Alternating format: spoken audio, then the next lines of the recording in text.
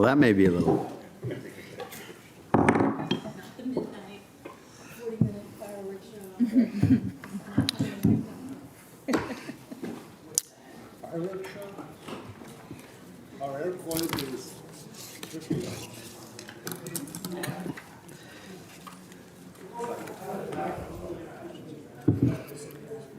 Good afternoon, everyone. Barely afternoon, and it certainly feels like morning as we settle in. But this is welcome to the CIP wrap-up work session. If you'll, Ms. Burgess, you and FAC, I propose to go first with the presentation, and then we're kind of working this organically. We will go through potential amendments that have come up. First, we'll give an opportunity, brief opportunity, should the manager or his team want to provide any big picture updates that have occurred. So we'll go to the manager first, assuming that it's brief, and then to Ms. Burgess. Then we'll go to amendments. I am mindful that we may want to take a short break. We want to be considerate of all staff who's here, but we may want to take a short break to make sure that all board members are sufficiently caffeinated, sustained, are going to make it, and also to give a little bit of a moment. We have more items proposed for potential for guidance than we do for amendments. Colleagues, I am open to your comments or texts as we try to have or however you want to do it, as we try to make sure the process here works for all of us. But this is for our public. We have had a number of work sessions, I'm thinking in the neighborhood of 8 to 10, and this is our wrap up. Next Tuesday, we will adopt the 2-year CIP as well as the planning, the full CIP. We have, to complete that, we will have amendments, I believe, a couple, maybe more. And then we'll have guidance that accompanies it. And we are working with our policy manager and the board, as well as the manager's office, to help reach, amendment drafts, and then which will move towards final this week. And the same thing with respect to guidance that accompanies the adopted CIP. So that's, I hope folks can indulge, staff and everyone who knows that process can indulge a brief description for our public. Mr. Manager, we had some emails over the last 48 hours. Are there pieces that you would like to update us that have happened since your initial presentation? So we're not going to be making a presentation, but we have posted all the material online where we've had a number of follow-up questions. So there's a lot of substantial material in there, and happy to talk about any of that. But other than that, nothing at this point. Thank you very much for mentioning that. A number of the questions have been posted, I believe, in the last 24 hours, and that's on board members, for me included, for asking questions at that time. It's just organically how it occurs. But we now do have time for deliberation and consideration. So with that, we'll go. Yes, Mr. Spain. Thank you. I think we have the CIP wrap-up work session. Maybe that's just for us. If you find it okay, I think it'd be beneficial to kind of go through this, kind of like the outline, just so those who may be watching can have, either engage themselves and know when they can probably come back. But I think this is important to kind of lay out. If you don't mind just talking through this a little bit. Sure. So we're going to do it by subject, by sort of big topic area, and there could be some evolution in how these, and there's some interplay. There's some items that initially may seem as amendments that may end up as guidance. Usually it wouldn't work the other way around, but that's kind of how it would work. And I'm happy to do that briefly now. I was going to do it after Ms. Burgess Okay, that's fine. Thanks, Mr. spoke.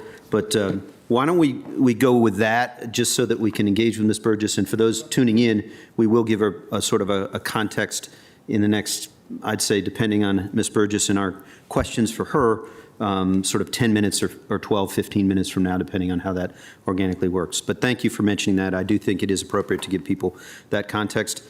It's to Ms. Burgess, you and the FAC, you sent us a very helpful letter, and you probably, if you can help us run through that and know where the FAC's thinking is, we're grateful. Great. Thank you so much. I'm Jillian Burgess, Chair of the Fiscal Affairs Advisory Commission.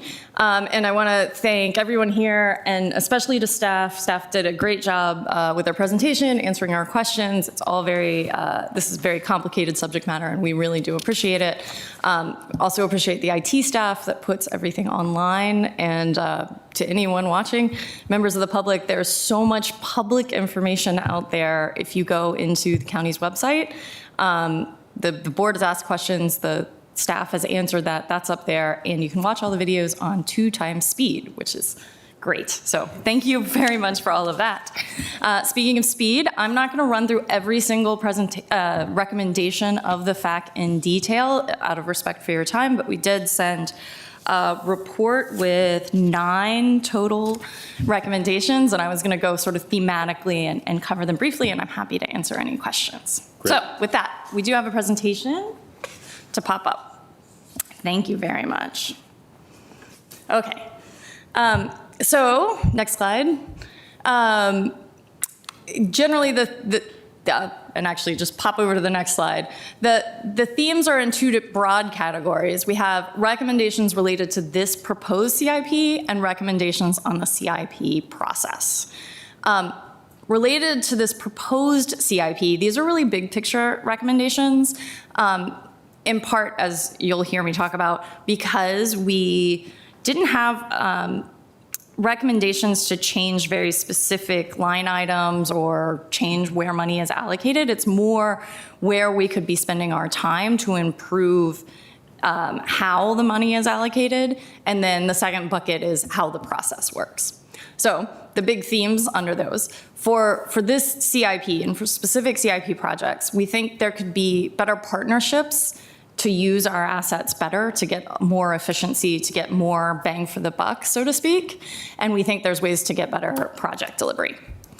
On the process point, we think there's ways to get better information to help with the decision making and better public engagement. So next slide. On this CIP, and I call these the capital project delivery recommendations. The real headline here, and I know this is a lot of information, but better partnerships and alternative delivery methods and ways to go. We think that better coordination can stretch the capital dollars. We're thinking with APS. We discussed specifically coordination with APS, but also with outside partners. Nova Community College is out there. There are other partners out there that we could be thinking of to do these capital projects with, especially when it comes to facilities. And one thing that struck us was there were a couple discussions where a question was raised, was an alternative private partnership, public-private partnership or alternative delivery method considered? And sometimes the answer was no, for various reasons. And so we have a specific recommendation that above a certain threshold, we should always consider a different delivery method. And the answer may be no. You know, the answer for TJ Middle School might be that the empty career center makes good swing space, but it might be that there's a reason it doesn't. Or, you know, the answer for the Career Center might be that we can partner with Northern Virginia Community College, build a big building with a new building for Montessori beside it, and there's room for all of that. But there might be a reason that doesn't work. We just should consider it when we're investing above a certain threshold. The specific opportunities in this category are Central Library. That site is one of the most valuable that the county owns, and we're thinking this CIP has some money going into the park planning process. So it's really relevant right now. TJ Middle School and Community Center, the Arlington Career Center. Also with parks, exploring Friends models, foundations. There's Friends of the Mount Vernon Trail, Friends of the WNOD that already exist, but are there other things that could help support parks? We see that with the boathouse. We think there's probably more opportunity out there. And then school transportation, just making sure that when we're planning transportation, the school's question is front and center, like on George Mason, you know, maybe prioritizing the segment in front of Wakefield instead of putting it last. So that was the big one. going even faster. We also talked about third spaces. A lot of the headline issues that we are grappling with these days, mental health, disconnection, needing things for kids to do, third spaces is one of the important solutions to those problems. And we noticed that a lot of the projects that were delayed in here in this proposed CIP compared to the last one were third spaces related. So we have some recommendations about, trying to restore some of that third spaces funding, and also finding more reliable funding strategies, particularly along the commercial corridors. We recommend that we evaluate streets that VDOT still owns. Are there any segments that it would be more efficient for us to own? Also, to explore AI for capital asset management. There's new tools out there that could potentially be saving us money and predicting things before they come up and helping us evaluate what's the most efficient way. Not relying on it entirely. This is just explore how we can use it. And then for transit capital planning, there's broad support for transit, and love that there's a lot of funding going to transit in the CIP. But one thing that we've noted is that there's not always integrated planning between all the different capital projects and the implementation. So for example, with the zero emission buses or ZEB, having one plan and it's an evolving topic. This isn't sort of a criticism of the past. It's more like, okay, now that we have this experience with them and we know something about them, now is the time that it makes sense to have a comprehensive plan that looks not just at the capital for the bus, but the capital for the bus and where we're going to park it and how the energy is going to be used and if it could be an extra battery for resiliency sites, and then also the implementation and other parts of it, just a single plan. Better performance metrics, which is something we always talk about, but better performance metrics for transit, we hope that that's coming in the updated master transportation plan, especially for the micro transit pilot. We would like to see metrics before it gets expanded, like some targets, and see if we're actually meeting it before it gets expanded. And bus stop accessibility, which is a long running thing, but let's talk about how far we are from the goal and how we're gonna get there. Okay, that was a lot, but the next slide will be faster, I promise. Next slide. Efficiency does not mean you have to sprint. Yeah. So process recommendations, just for better decision making. We sit here with these documents, and you guys do too, but we've noticed some things that would help us come to better, we think that would help us as a community make better decisions.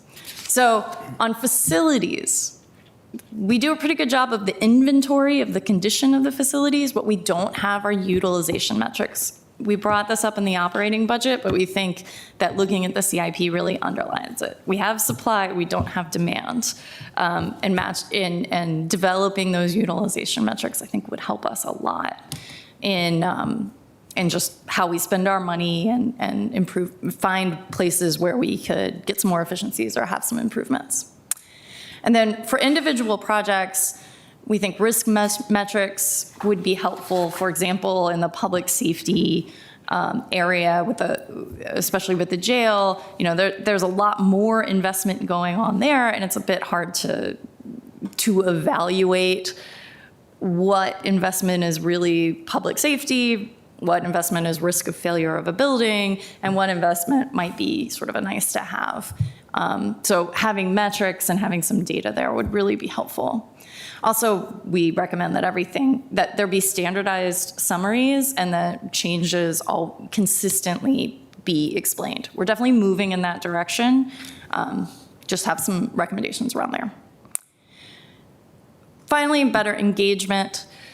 We noted that under the current system, the primary paths for engagement for the CIP are the Arlington Neighborhoods Program really provides an important pathway for citizens to sort of directly influence capital projects, but it's focused on civic associations, and which sometimes doesn't capture everyone, every resident of the county. Sometimes we are not getting renters, you're not getting people who live in multifamily buildings, which is the majority of our residents.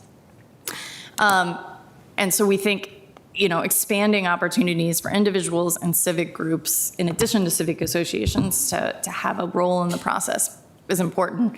And then the other main pathway is the survey. And the survey is very general. It talks about priorities, the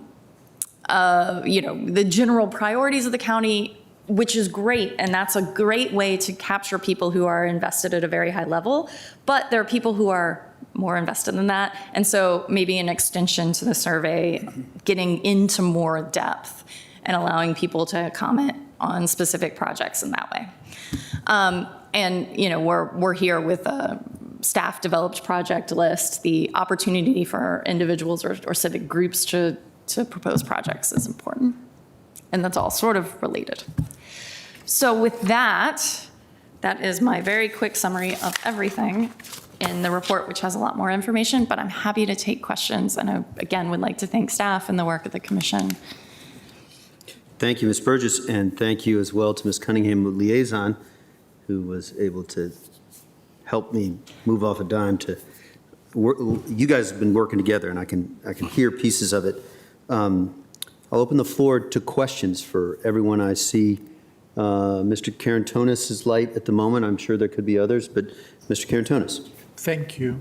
I was thanking the FAC for investing the intellectual capital to go and to think ahead, and for us many times. So I want to. I have two questions, and they are. The first one is pretty central to my thinking about the balancing of priorities of this CIP, and this is about the third space discussion. So there are different carriers or different departments that create third spaces. Third spaces should be classified as a public facility that has many uses. It's very flexible in its delivery, yet very efficient in operating it. So there are two pieces to that. Number one, we had a couple of years ago, or 3 years ago, a strategic planning process for libraries. There was a lot said there about what the new third space should be looking like and how it should be operating. And in the interim time, we haven't found a way to actually deliver towards that. There are only the bigger libraries. It's obvious that the plan is saying, oh, you need basically more versatile facilities. It also implies that you need facilities that are closer or in the middle of where most people live. Like the Central Library, for example. And then you have the mix of conditions to grow a public space as it is envisioned by the strategic plan. So does the highlight of third space investment connect to that thinking? Well, I think one observation from the commission is that third spaces are kind of split between different silos in the county. So I don't mean that as a normative term, just different ways that the county thinks about things. So libraries have lots of great third spaces, but so do community centers, which are under parks. Mm-hmm. And so when we're thinking about these strategic plans, yes, libraries has a strategic plan and parks has a strategic plan, and both of them have looked at demand and where we need things, but they're sort of not a third spaces plan. We're not saying we should make a third spaces plan. We have lots of plans.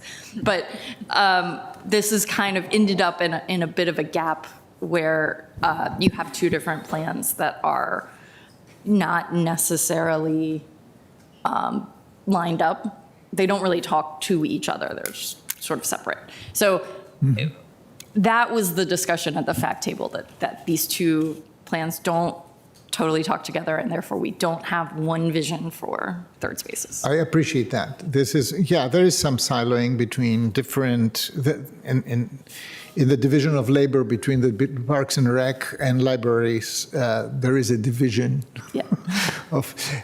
And actually the strategic plan for libraries wanted to overcome this and spread the functions into more assets. so therefore making more efficient use of these assets. The second question has to do with what you talked about, the RNAC, and the idea of this program is to give agency to residents to actually do something, effectuate change or capital investment that they think that they're good for their neighborhood. And you're absolutely right that this was not always handled with the same intensity and efficiency across the board. There were also equity issues, et cetera. So what is the thinking of FAC here when you say to involve more organizations, which sounds very intriguing to me? Is that a change of the operational, the assembly of RNAC and the type of delegates they have and the type of leadership they have? So we were, I think it's fair to say that we had a diversity of opinion on RNAC. And one thing I should have said at the start, all of our recommendations were unanimous or nearly unanimous. Which I'm particularly proud of. And we worked together and we found sort of the areas where there was consensus on exactly the role of RNAC. That was one place where we were very much divided. But we were in agreement as to the fact that participation is a very important goal and that there are these gaps in participation. So we didn't get into the solution as to whether it's, make RNAC more robust and add more more channels into RNAC aside from the civic associations, or if there's another solution or if something needs to evolve. It's just, here's the statement of the problem and here is the goal, which is make sure we're covering the rest of the county because currently the civic associations they have their limits. Yeah, thank you, Ms. Burgess. I find it very intriguing. I mean, we hear from other cities and other places where they also experiment with microbonds, with municipal. They elevate. They started where we are with RNAC, where the money is on our side and the public input is on this side, and they even found hybrid solutions to that that even increase the agency. And this is where the civic sphere gets, more coordinated and provides more input into that. I find it absolutely intriguing to follow that line of thinking. Thank you, Mr. Chair. Thank you, Apologies for taking too much time. No. Thank you, Mr. Carantonis. I have two buckets of question. I know Mr. Spain also has a question. We'll sort of loosely try and keep it to one or two questions, and we'll turn to amendments. I don't know if anyone in the room on our staff knows the answers to whether we have ever considered with RLNAC, like the CIFED, different, but CIFED was rooted initially in neighborhoods, but now they've moved to organizations. Does anyone know if we have ever considered organizations for RLNAC, keeping in mind that the name of the group is in tension with having, but wanting to consider your point, Ms. Burgess, do you know? We don't know. No, I don't think so. Not for RNAC, no. Got it. Right. I mean, we certainly collaborate with other organizations. Think about Arlington Soccer Association and the great Yeah. partnership on, as an Yeah. example, Kenmore. So there are different organizations like that are engaged in our capital planning processes and helping, right? And then on the operating side, you all know about our NOFA processes, so I don't need to Sure. talk about that. But for things that are very specific to these organizations. So the beauty of participation learning is that when we have this intersection, right? Yeah. I guess I'm still trying to think through in my mind how this might work on a capital basis. So I could envision it plausible that a group of, say, supporters of gymnastics, for example, might be interested in a new facility other than the one at Barcroft. And so I simultaneously think there's merit to the approach of having a different form of engagement, but I haven't yet taken that idea and thought about how community engagement would best work. But it does seem a reasonable question for our community engagement team. So that's one thought. I'll have one more question, but I'll send it to Mr. Spain. Well, thank you, and I'll just have one question. One first, Ms. Madam Chair. Thank you so much for your work. And Scott, thanks for being here. Y'all putting in some long hours on behalf of our community, putting these recommendations together. I did take a look at your presentation, and one thing stood out to me, and we'll talk a little bit more about this later. You made a high emphasis like on the Lee Arts, the Lee Center, as a potential opportunity. And you also talk a little bit about public-private partnerships. You know, are you saying in essence that we should be, as a county, more diligent in our efforts to maybe study these a little bit more before we bring them into a CIP? Can you talk a little bit more about that and the rationale behind it? Yeah, land is our most valuable asset. People are probably our most important asset, but our land is very valuable in Arlington. And so every sort of square foot of that land has a lot of potential. And when we're looking down the barrel of some of these budgets that are so tight and constrained, it's hard not to see the opportunities that there might be other pots of money that we're not quite taking advantage of. And this is where the county staff has been innovative and really excellent at doing things that are relatively new in lots of spheres. And we think that they could use a little nudge to get into this sphere of public-private partnerships, other sort of delivery methods where we have to be careful about it. We shouldn't run headlong and make the mistakes that other jurisdictions have made. But then there's also success stories from other jurisdictions where we can find extra capital dollars by renovating or building buildings that other organizations will use. And so that we can build up, we can have the space that we need. And I mean, just thinking about the Central Library site, the buildings around it are all so much taller than that building. You can imagine a world in which that building goes up, but in order for us to afford that construction, we could fill some of that space with a private use that helps pay for the construction and the building up. And it's just important to think through it and do it right. Yeah. Lee Arts Theater is another one because of it's in a commercial corridor, the transportation is already there. You know, the opportunities are just huge. Yeah, it helps us at the end of the day speed up delivery, and then it also helps us with some of our county costs, right? If we can do partnerships. So I believe, thank you for making that poignantly into your presentation is duly noted. Thank you, Mr. Chair. Sorry, if I can just add one thing, that you can also improve service. Sure. So Northern Virginia Community College doesn't have a metro accessible campus, and it doesn't have a campus in Arlington. And here we are with Arlington Tech, with all of our option schools, with all of the things that we find to be a priority, and Northern Virginia Community College is just sitting there.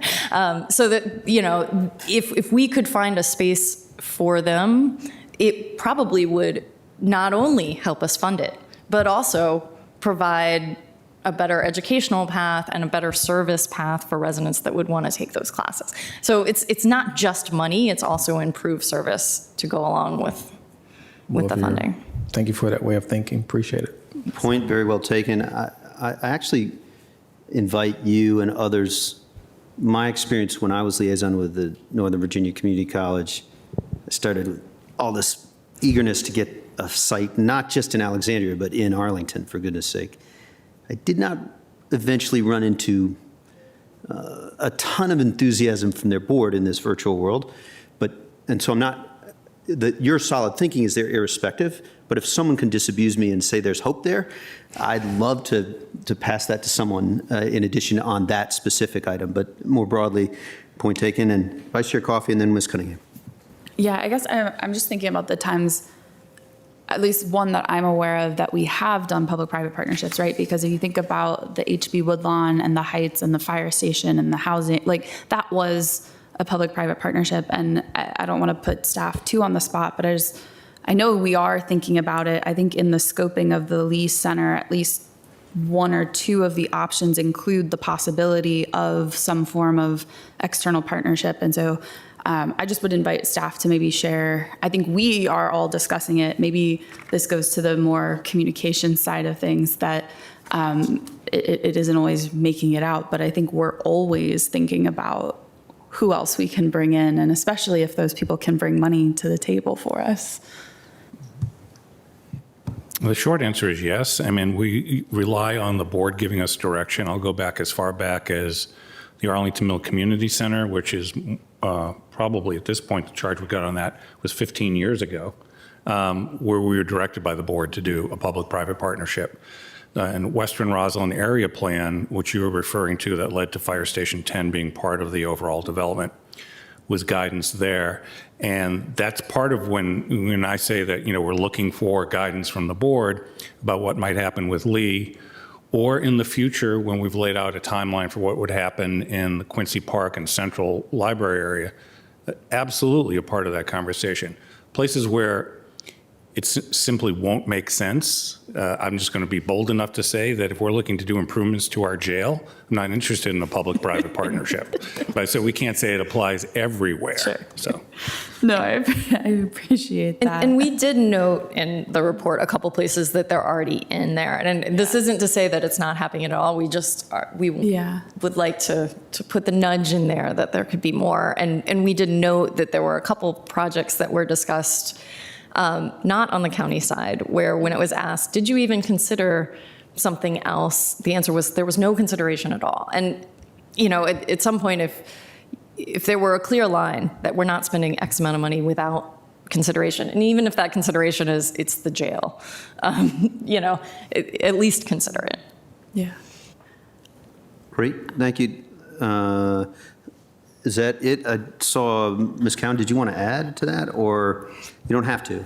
No, I think, and we think about the boathouse where we're relying on outside fundraising. Again, Kenmore, where we've partnered with nonprofits. Think about the partnership at Longbridge with Boeing that we're continuing to pursue other options there. So I think it's more in the bloodstream than I'm not sure who all in county staff that you all talked with, but I think it is a regular question we ask.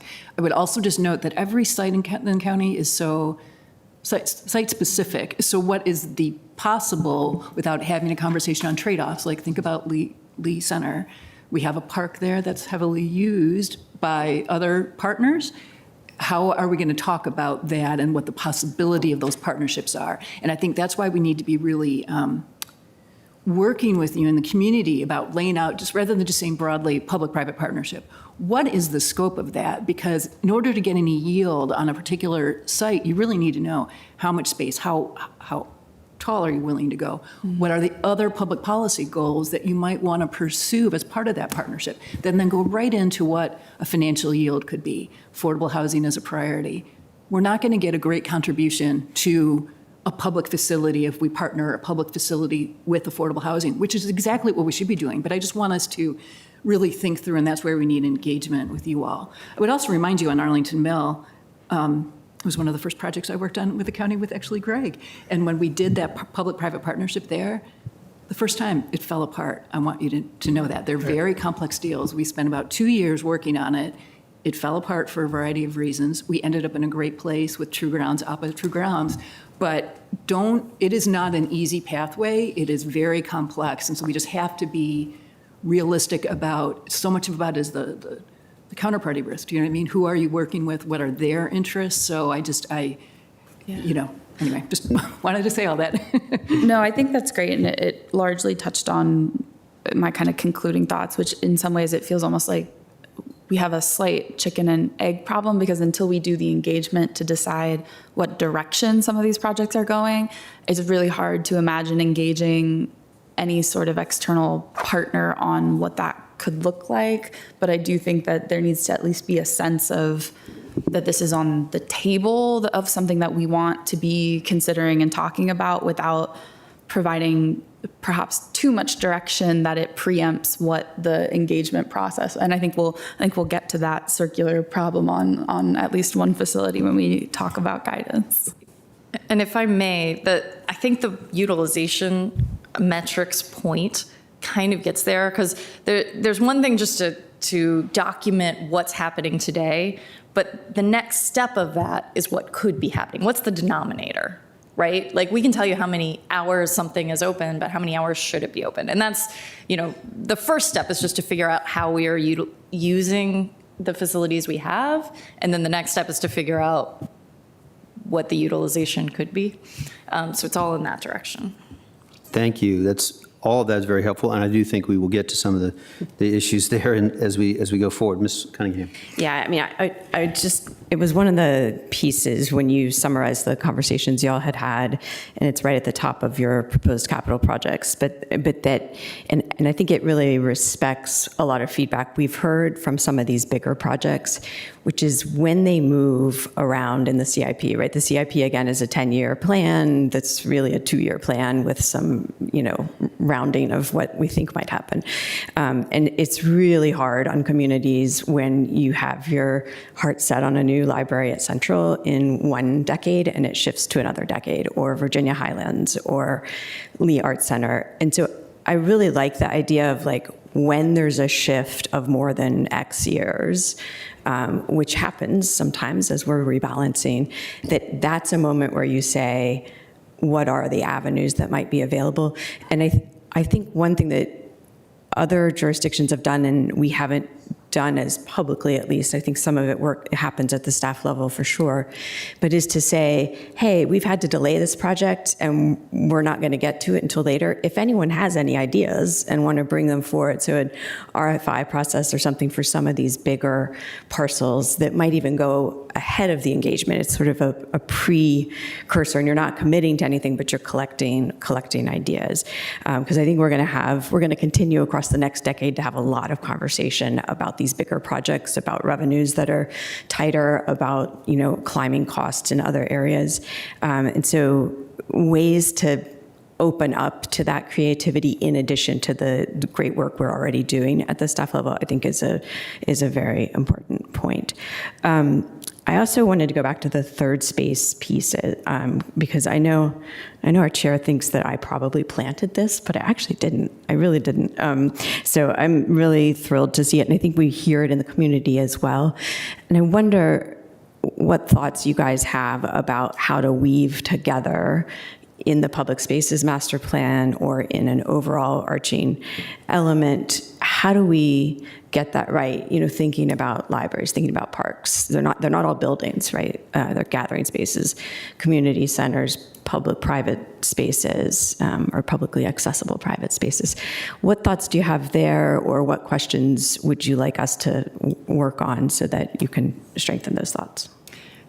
So one of the things I love about FAC is that we have a fairly diverse set of backgrounds and opinions, and Third Spaces did come organically, in part from people who like me who have kids, but also in part from people like my amazing Vice Chair Scott, who not so many kids. Yeah, doesn't have kids, but needs a place to work. There are people with different life experiences, and many of us have had the Third Spaces concern.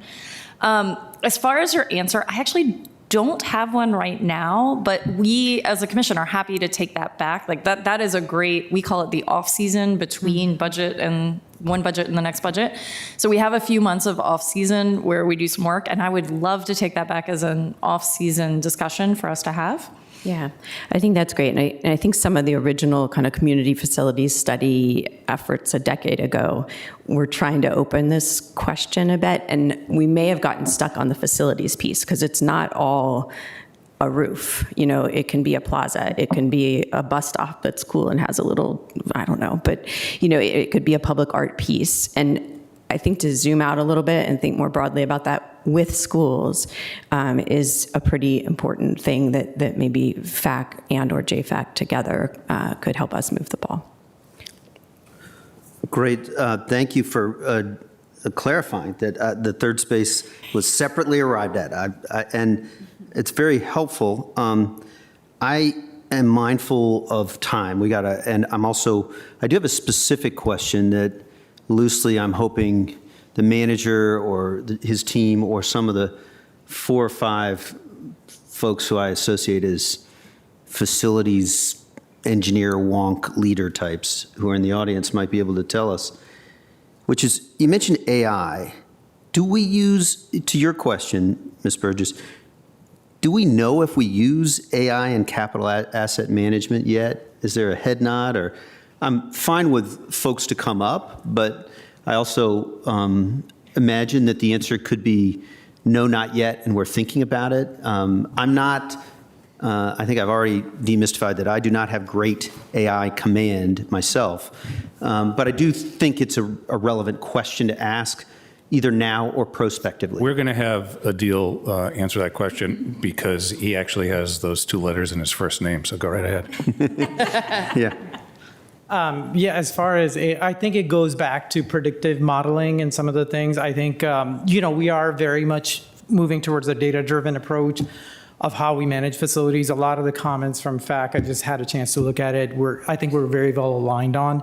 With respect to AI specifically, we haven't started doing that just yet, but we are definitely aligned on a data-driven approach, taking a look at utilization and all those things. All those other things we're definitely very, very well aligned on.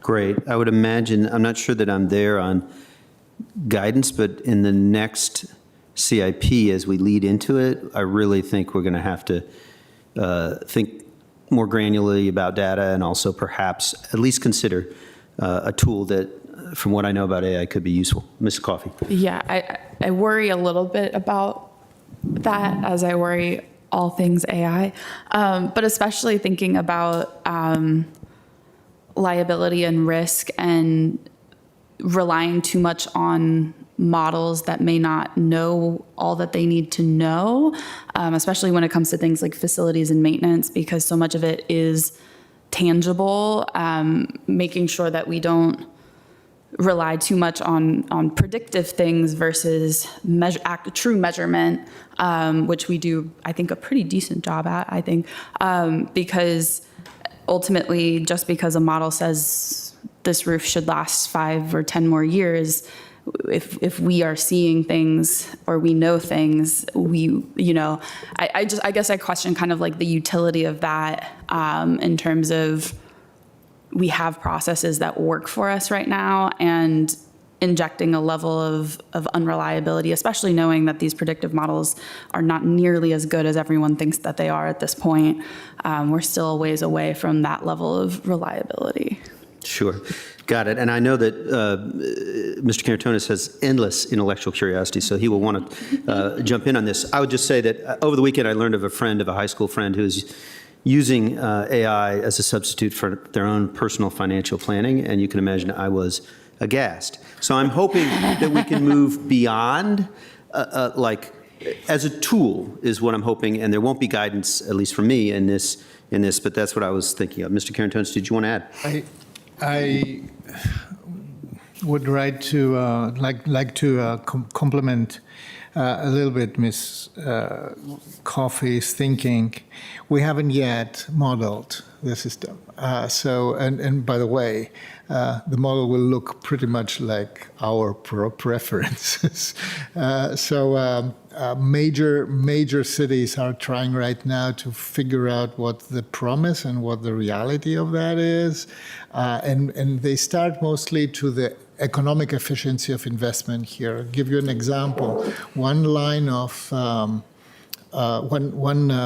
one mile of a water main, a replacement of water main in Detroit is about 3 times less expensive than in Chicago. The reason is that in Detroit, because of the problems of the city, they do it in very big patches, so they don't have to mobilize often, et cetera, et cetera. So they do bigger chunks, which is not the case of the city of Chicago. The difference in the per mile measure is abysmal. It's 300%.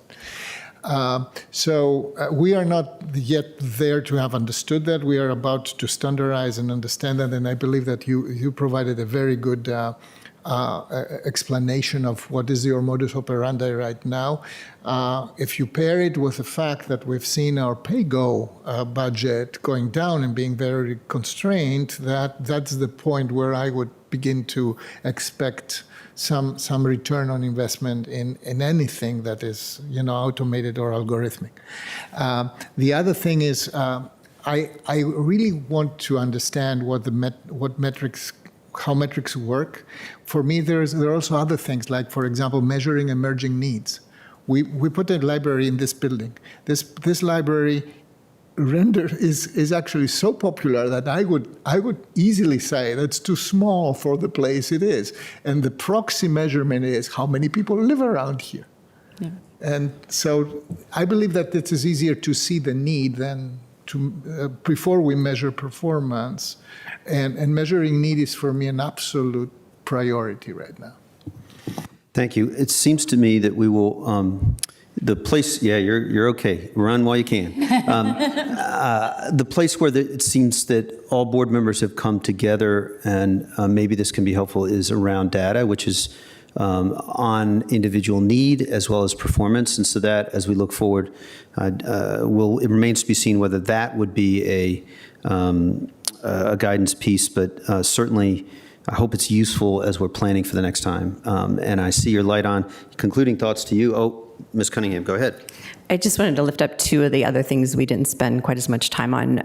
And I know our staff has spent an enormous amount of time on them, so just want to have an opportunity for that conversation. About VDOT ownership of roads, could we share an update of what we've been studying and any additional comments so FAC knows what's going on?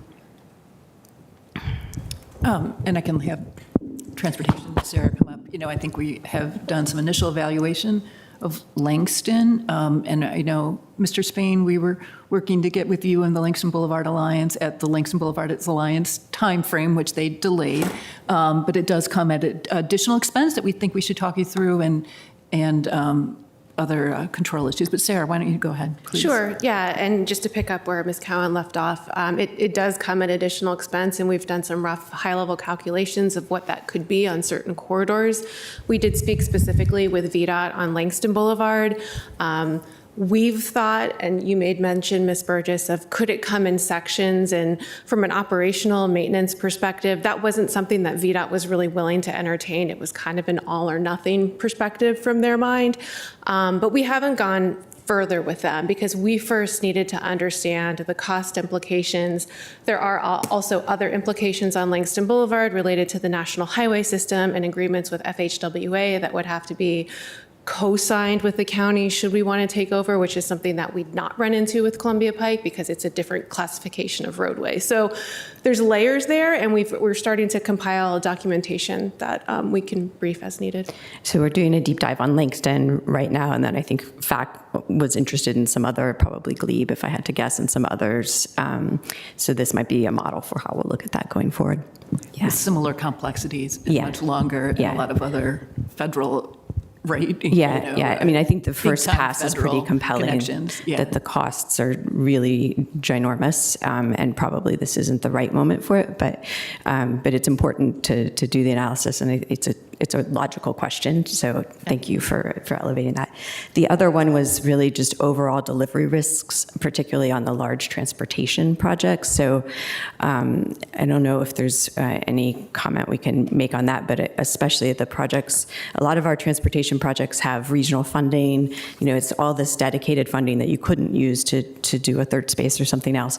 But then if they are bigger than the breadbasket that was initially estimated, that usually falls to us as a liability. So maybe any updates on metro projects or CC to DCA, or how FAC and the board can think about that risk.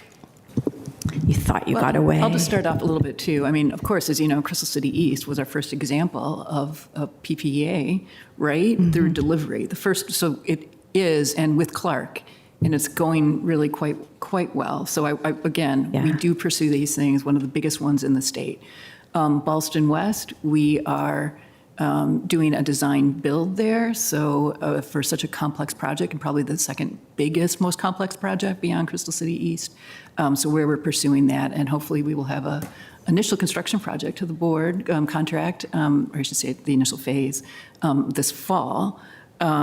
I think on CC2DCA, we're a little early on that one, but trust me, I don't know anyone on staff who wants to build our own metro station project on our own with an ITB without some sort of partnership. I mean, we would be fools if we would do otherwise. So Sarah, if you want to chime in. Sure, just a little bit more detail on that. The metro station projects are obviously ginormous, as was mentioned, and incredibly complex. And that was the issue that we ran into with some of how long it has taken to get us to this point right here. And we've been very conscious of how that impacts costs. But I think we have a really good path forward with a procurement mechanism that we're moving forward with now. Just to add for CC to DCA, we've been working closely with VDOT and FHWA on requirements for delivery method. We're hoping to do an alternative delivery method to provide greater flexibility, both for control for the county's perspective, but also hopefully for innovative design and bringing a more comprehensive, sophisticated team together to deliver that project. We did receive concurrence from VDOT and FHWA that we can choose an alternative delivery method. We are talking actively about how we will sequence that with a design contract and then a construction contract. So that should be coming within the next 6 to 9 months or so.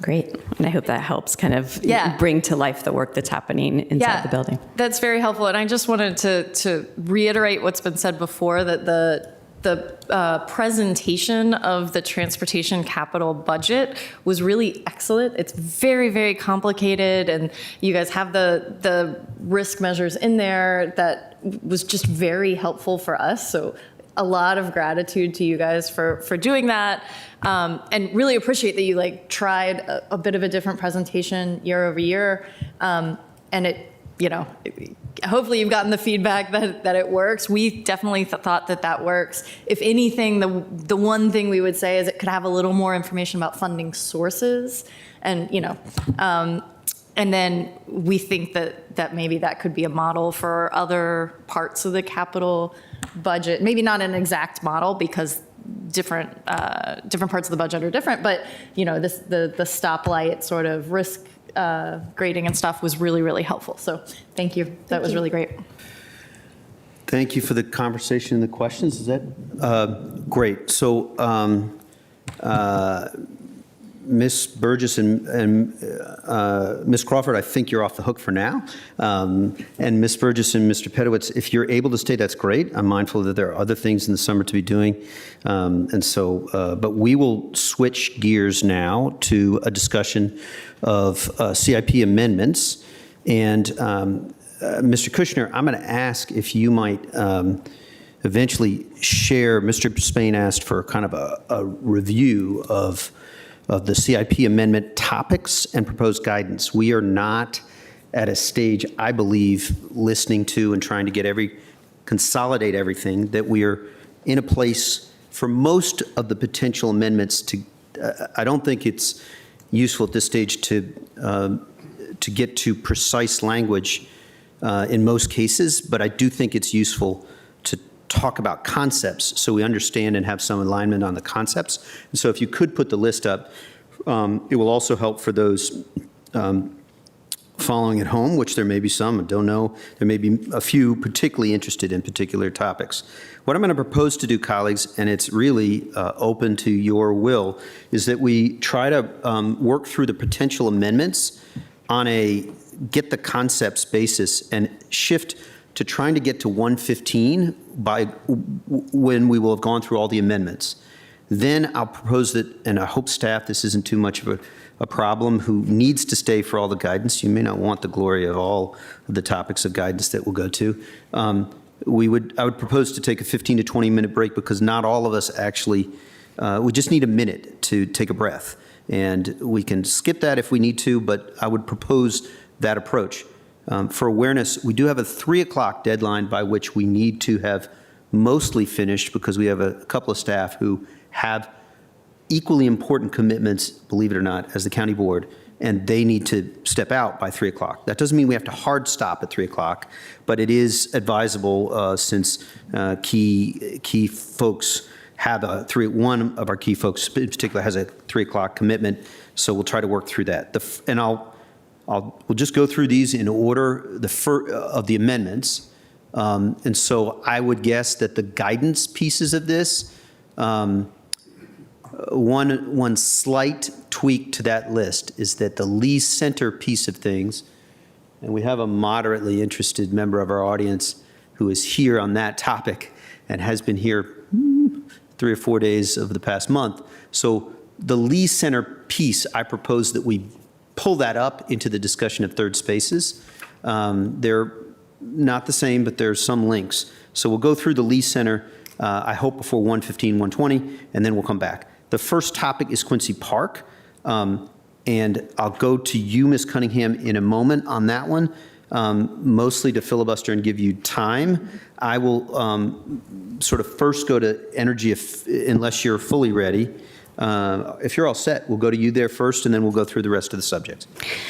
Yeah, I think that we've talked a little bit already about the discomfort of the centrality of that site, the importance of that site, the value of that site, and the pouring into a very tired building, additional capital improvements in each year, the last couple of years.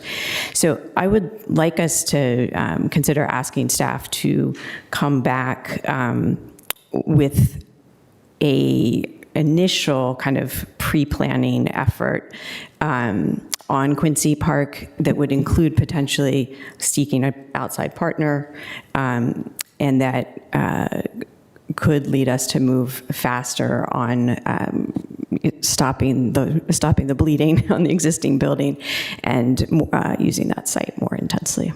Got it. Thank you very much. We'll open the floor, it seems, for some discussion, and we'll try to work sort of to see where the concept is and how it lies. Go ahead, Ms. Coffey. Yeah, I think I have kind of two preliminary questions that, should not at all misrepresent the fact that conceptually I'm with you, and I think that this is, to me, and I've conveyed to the manager, one of the biggest public space priorities for me is finding a way to get, on the metro corridor where the heart of our population is, true community space. And I think ideally doing something on this site that includes, the continuation of the library, but also an expanded community center opportunity and affordable housing or market rate housing even. I'm certainly open. But I guess kind of those hopes and desires aside, on the more practical elements of this, my two questions are: the Quincy Park planning process is moving forward at some point, and I see we have DPR here if they want to come refresh us. And that will include some degree of thinking about the central library facility. And so I guess one question is, can someone refresh us on what exactly the timeline and what is included in that planning process? And then the second question is more of I don't know who this goes to, but thinking of a facility on the scale without having done the pre-planning or programming engagement that would be required to know exactly what would go here. But do we have, I guess, even a ballpark in terms of what a facility of that magnitude would cost? So why don't we start out with Eric talking a little bit about what it is we have in the proposed CIP, and then we can walk back to those other questions, which are, there's a lot in there. Yeah. Good afternoon. So the parks portion of the CIP includes $930,000 in 2030 to start planning. It follows that in 2031 with about $4.2 million for design. Our planning process was basically to look at the entire park site of Quincy Park, so all the facilities there, as well as the parking. Because one of the things that we've been looking at there is surface parking the best use of asphalt, right? Because you may be able to combine that into some kind of structured or semi-structured parking that you could then expand recreational opportunities for. So that is sort of a holistic planning process for the park amenities. We understand the library's there, and we can coordinate that planning with any kind of direction we take with the library. We can use the existing site and then coordinate as far as access and parking needs and things like that. Or if there was something else to proceed, we could do that coordination, that planning with any kind of holistic, like look at the library and any other facilities that would be there as well. Okay. And I think that would be our intent, that we would, looking at overall amenity placement, smartness of the park, of course, the library or a future library plus, how that might all work together. We would never invest in parking only to deal with the park needs when we have broader uses there, of course. So there's that. I would also just, because we always forget about this, I think, part of the Quincy site is owned by APS, really weirdly owned how that is. And of course, as you know, they have varsity baseball there, so they are a partner. That sounds small, but how that amenity would be like factored in. So just another partnership area that we need to work through. In terms of quote, replacement cost for Central, we did do a quick and dirty on just taking the existing program square footage and just replacing it. So like for like, with the exception of parking, using Grace Hopper costs, which are our largest public facility. The latest public facility was Lubber Run, right? Think about it, right? Fire Station 8, that's a very different type of facility than a community center. But that is like in the range of 60 to 70 million. Now, you need to think through, I mean, again, that's like for like, that's not anything new, no community space, no other spaces. Swing space, parking, and then any other, like I said, other possible use. So in my mind, I think when you lay all that out with swing space, I think you're easily talking in the $120, $150 million range. Even look at the TJ edition that they're talking about, right? Is just think about that scale of investment. And so even with the partnership, I think it's hard for us to figure out. It's still going to require a pretty significant public outlay. But I think we are all with you. We want to tackle. We've had Quincy and Central in the CIP for like 4 times. We are interested in getting to the point of tackling it in some way. But Thank does you. that answer your question or not? Or? I mean, it does. It answers the question, and I think, you know, where I'm a little stuck, and that is more of a us problem than a you all problem, is I think there's agreement that it's a priority. Those numbers are big, and I don't know how we manage the rest of our capital desires to get to a point where in the next 15 years, we realistically have debt capacity for $150+ million of a new facility. And like, I think squaring that kind of fiscal reality with also our desires and hopes and dreams for this is really hard for me, because I don't want to it's never going to get cheaper to do, and I don't want to never do it, but I just don't know how we make room in 10 years, 15 years to have something of that magnitude into the CIP. So I want to see if I understand the amendment piece, and I'll be brief, because I know you wanted to jump in there. There's a planning component to this, and then there's the capital within the 10-year piece. If I read what you shared with us, is that there are 2 components to what you would like to be in the amendment? Is that right, Ms. Cunningham? Yeah, I think what's in the CIP right now is for the park only, right? So with the awareness of library and sort of illustrating, I think, the discomfort of how do we break the looking at parks, looking at libraries, and forgetting about all other third spaces. So I think the invitation here would be to say, particularly on the library side, where we are sinking cost fairly significantly. I don't know how much we've poured in the last 5 or 10 years. 30, 20, it's significant. It's not 20, but it's Under 10, so 10 so far, and then there's another 5 or 10 to come. So I think, to me, there's a question of, you're going to be spending money here one way or the other. Do we work on getting a couple different options for how one might think of the whole site? And you might phase it. You might leave the library there, or you might take the library away and have it be in other spaces for a while. But I think to get it right and to get it most cost efficient and to get to it ever, we need to start with that planning work. And I think Parks is, stalled as long as you could. Like, it's on the park side, you've got to do something. So that would be the proposal, is like to accelerate some planning on one hand, and then alongside of that, an invitation to external partners to bring us ideas, and see if we can get a little farther, or decide that we're not ever going to be able to get farther, in which case it might be stop trying to preserve that particular building in that particular way and think about those services going to another spot. Sure. So from my part, trying to synthesize all the, and I'll go to Mr. Schwartz, there's analysis of the cost that we're sinking, and then there's planning. Both of those seem different for me than advancing the capital infrastructure to get to the 160 million in this CIP, if that makes sense. So you've added a little bit, fleshed out for me at least, the capital analysis in addition to the planning of the library as opposed to the park. All of those, for me, I'm interested in. What I worry about is I simultaneously don't want to plan forever to get to the space, but I also don't want to overpromise that we're actually going to build to have the 160 when I feel like their concept's moving. Mr. Schwartz. Yeah, and I'm not expressing a view one way or the other, but when Michelle answered the question about library, she said plus, plus, plus.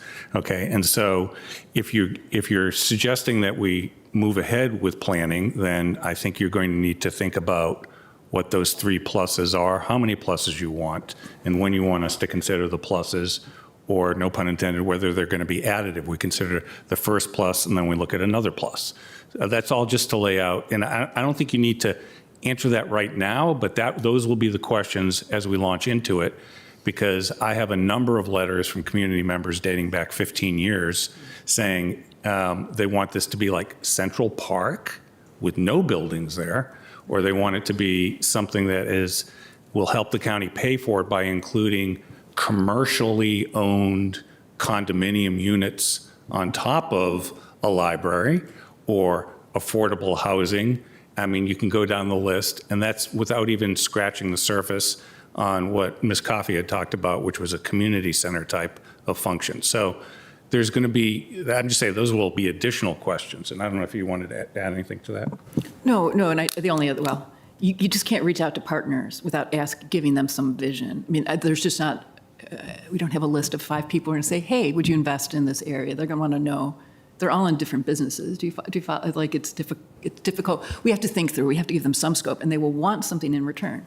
Dedicated programming, signage, maybe not a big deal, but sometimes a big deal. Certain hours, access. So we have to be willing to have that conversation, which involves community trade-offs, I think, which we can do, and we've done it before. It just takes time and clarification on what we're looking for. I want to, for sure, to expand the conversation, Mr. Karantonis, I also eventually will want to learn and understand, we would need an amendment to add to the 930K in planning in 2030 for the library space. Even if it's an out year, not in the first 4 years, I think we would still need an amendment on that. So I'm just trying to eventually, I don't know that we're going to pin this. We may want to go through all topics and then come back. Mr. Karantonis. Thank you. I really appreciate the thinking here, Ms. Cunningham, and it really rhymes with the discussion that we have about, how much of a priority are third spaces and what are these spaces doing, right? What the plus is a discussion, actually, it comes naturally or it emerges organically from the fact that we have seen in the last 10 years maybe, that libraries are more than just libraries, a lot more, and that the neat distinction between community center functions service delivery buildings and libraries. These need distinction begins to be more of a gray area, and we have multifunctional buildings that do many things at the same time, which is a opportunity for efficiencies actually in service delivery. The only issue that I have is that I would like to see that more embedded in a more comprehensive revisiting of our entire library system. We have, and I would go back to Arlington Mill actually, where there was a very reasonable, in my opinion, back then, in my opinion today, proposal to actually stack a library there. It was rejected by the board. And it was rejected by the board. But it may have been a really good idea from staff. So I apologize. Not this board. I just want to be clear about it. Not this board. We're so much smarter than past boards. But your And that decisions will last forever. And that is, for me, reason enough to be more comprehensive about that. For me, the Central Library site, that includes the Quincy site and all its recreational, even Marymount students play there, all its recreational offerings, etc., is the central part of a service delivery of third place plus on the Orange Line corridor. There is the huge blue line and yellow line corridor that is completely underserved compared to this right now. And I think we need to understand that Crystal City and Pentagon City need consideration. So for me, that my question to staff here is it a good idea to, is it workable to include in guidance language that, kicks off a process of an assessment of the system, of the library / primarily library system, and see, where are our assets, who are they serving, how do they relate to the population density and needs around them, and then start a more, organized, methodical thinking that gets us to actual decisions on money a little bit later down the road. Is that a good idea, or is it too much work, or is it too fuzzy of a scope? That lives in guidance, I believe. I would live in guidance. This wouldn't be an amendment. Yeah, and I think we can talk about that in guidance further. I want to give staff the chance to answer, but I'm also trying to move us towards concepts that we can then follow up on in the amendments and come back to. But go ahead. I'm not sure I have an answer for you right now. I would just say that given the conversation we've had, where you have so many hopes and desires poured into this central piece of property, I just wanted to explain where it was, why we started with our proposal. We think that at least identifying what some of the recreational needs are that fit on that site as the first step is one of the pieces of the equation. There are plenty of other pieces. So you're essentially blowing my mind here, because it's 7-dimensional chess. So we started with 1 or 2 pieces that are more knowable. That doesn't mean you shouldn't do a library analysis. And we did one 2 years ago talking about the kind of system we wanted to have. Yeah, sorry to jump in, but I think part of the challenge is they are interrelated, and there's opportunity cost that's being created. So we need to update that field and playgrounds and stuff like that at some point. But when we do that, we then won't be able to come back for 10 or 20 years and dig them all up and put geothermal for a new library. Or, so there's a chicken and egg problem, I think, as the chair said earlier. But giving hope, at least for me, I think what you probably heard, and you can evaluate yourself, and I'm trying to synthesize concepts here, is, at least for me, I don't know timing, but aligning the park planning with the library planning is of interest. And then your point about sunk costs, even if the sunk cost is way lower, I think some analysis there could be of interest. But what I think I hear from Mr. Karantonis, Ms. Coffey, and at least my own view, is that advancing the capital piece, that part of the proposal, feels to me like promising more than we currently have planned. And so I'm not inclined, could be persuaded otherwise, to support that piece of what you originally brought to us, but it would still be in the nature of probably an amendment were we to try to plan and do analysis, and I'm not closed on that. We may have to think it through more, and back to you to sort of see if we can take a sense of the board and then go to the other items too. So we have about $38 million in the CIP for the park, which does include the construction and improvements, I assume, right? It's 2 phases, though.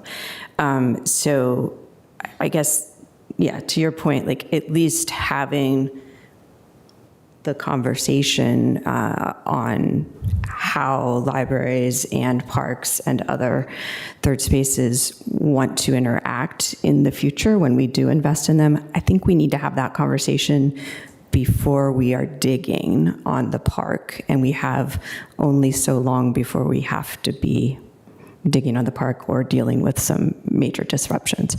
So I think it is planning dollars earlier. It may then lead to, in the next CIP or the one after, saying, we're ready to go, we need to, or it may lead to we need less of a building at some point, so.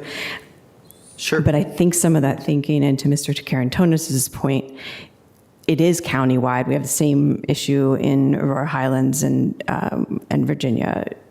And Columbia Pike, yeah. And we have this issue everywhere, right? And so we are doing a good job in the old world, but we need to think really hard about the new world and what it will look like to do a great job, and how we can get started on it.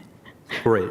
So I think actually there are 2 topics. One is Quincy Park planning, and another is third space, which we'll come to, but they are linked for sure. But Ms. Coffey, maybe you can help synthesize. Maybe not.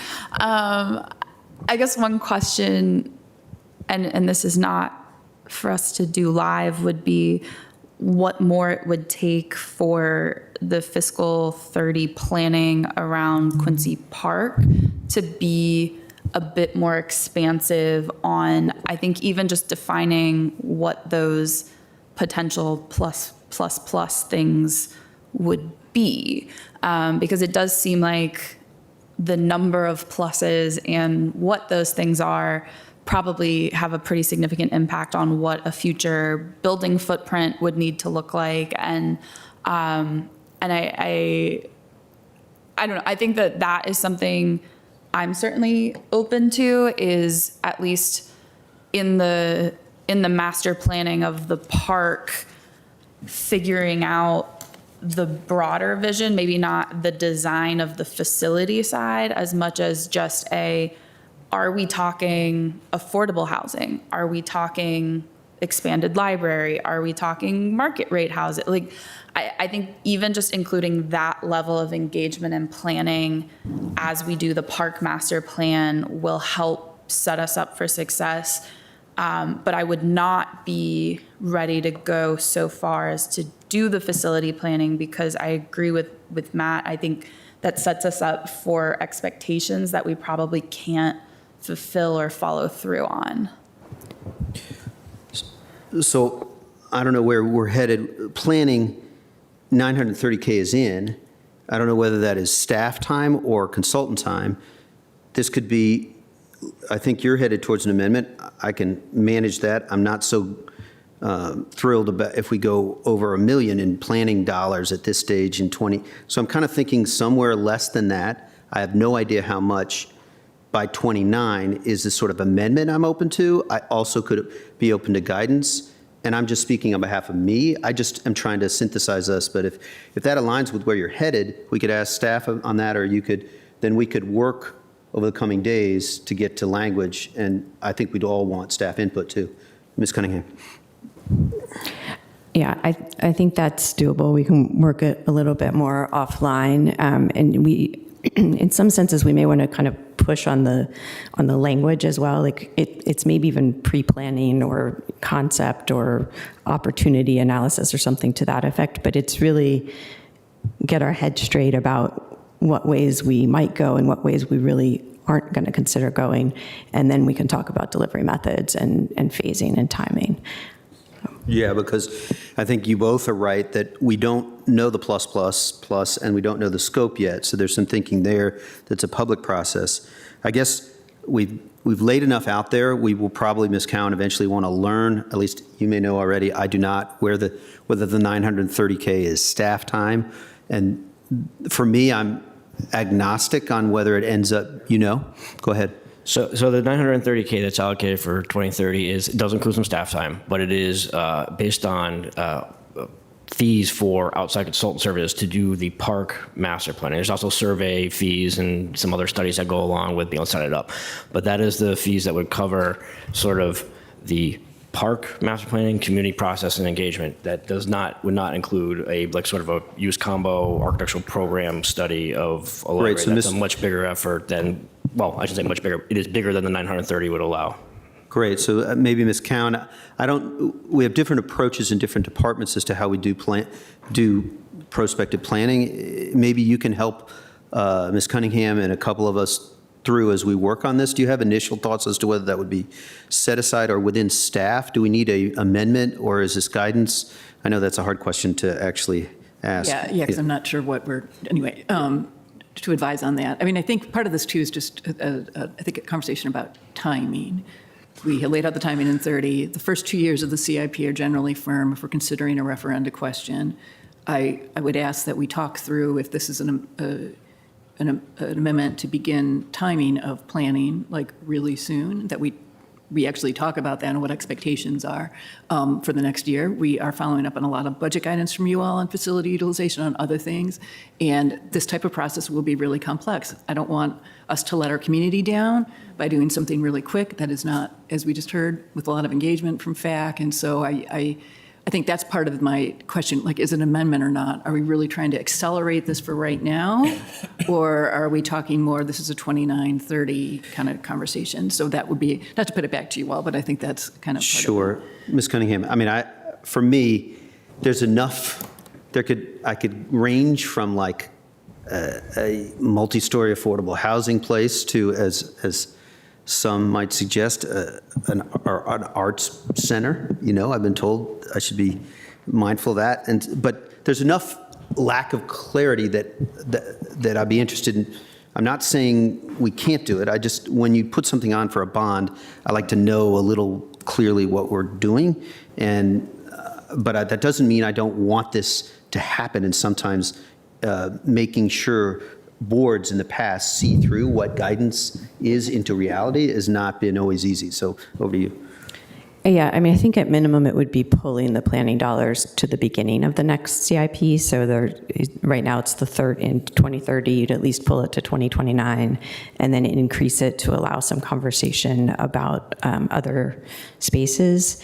I might couple in guidance with doing some internal work around that, which is not external consultants and usually not bond funded, to prepare for that, to begin the conversations. Perhaps as we get back to Langston, it could be a smaller version there that then kind of gets us warmed up for a larger conversation. Great. I think we've got as much, I know there's a desire for more. I think we've got as much as we're going to get in this moment. We'll have to come back to it. Mr. Spain, thank you very much. I just want to, I've been kind of solid, of course, not saying we all need to chime in on all these areas, but I just want to recognize the moment, Ms. Cowan. I just want you to know I hear you. And I think given the complexity of the ask, that we as a board, my colleagues, we need to be very mindful about the direction that we're asking so we can set realistic expectations in this endeavor, right? That's all I'm gonna say, because it sounds good to put all this out here and say we can do it. I'm not really there on accelerating this process right now. I think staff has made a really sound recommendation, but I'm just ever so cautious on just the sheer ask, and the reality is, can staff do it without clear direction? And I don't think we've presented it right now. Thanks. Thank you, Mr. Spain. It seems to me that we have a good chunk of work to do on this in the next 24 to 36 hours. The deeper you get closer to Tuesday, the harder it is, as we all know. I see Mr. Karantonis' light. I'm eager to go Mr. Chair, forward. just to state, with all respect to all approaches to that, it's a difficult place and it's a very complex thing. But even if we approach the athletic and recreational part, immediately things will come up like, where are the bathrooms? What is the transportation needs of the place? So the master planning of this will include, will include functions that the building will be relevant to, or the function will be relevant to the building. So one way or the other, we will come very, very close to having to think about the future of the building and the site. Willy-nilly, I mean, I think that this is already built in, honestly.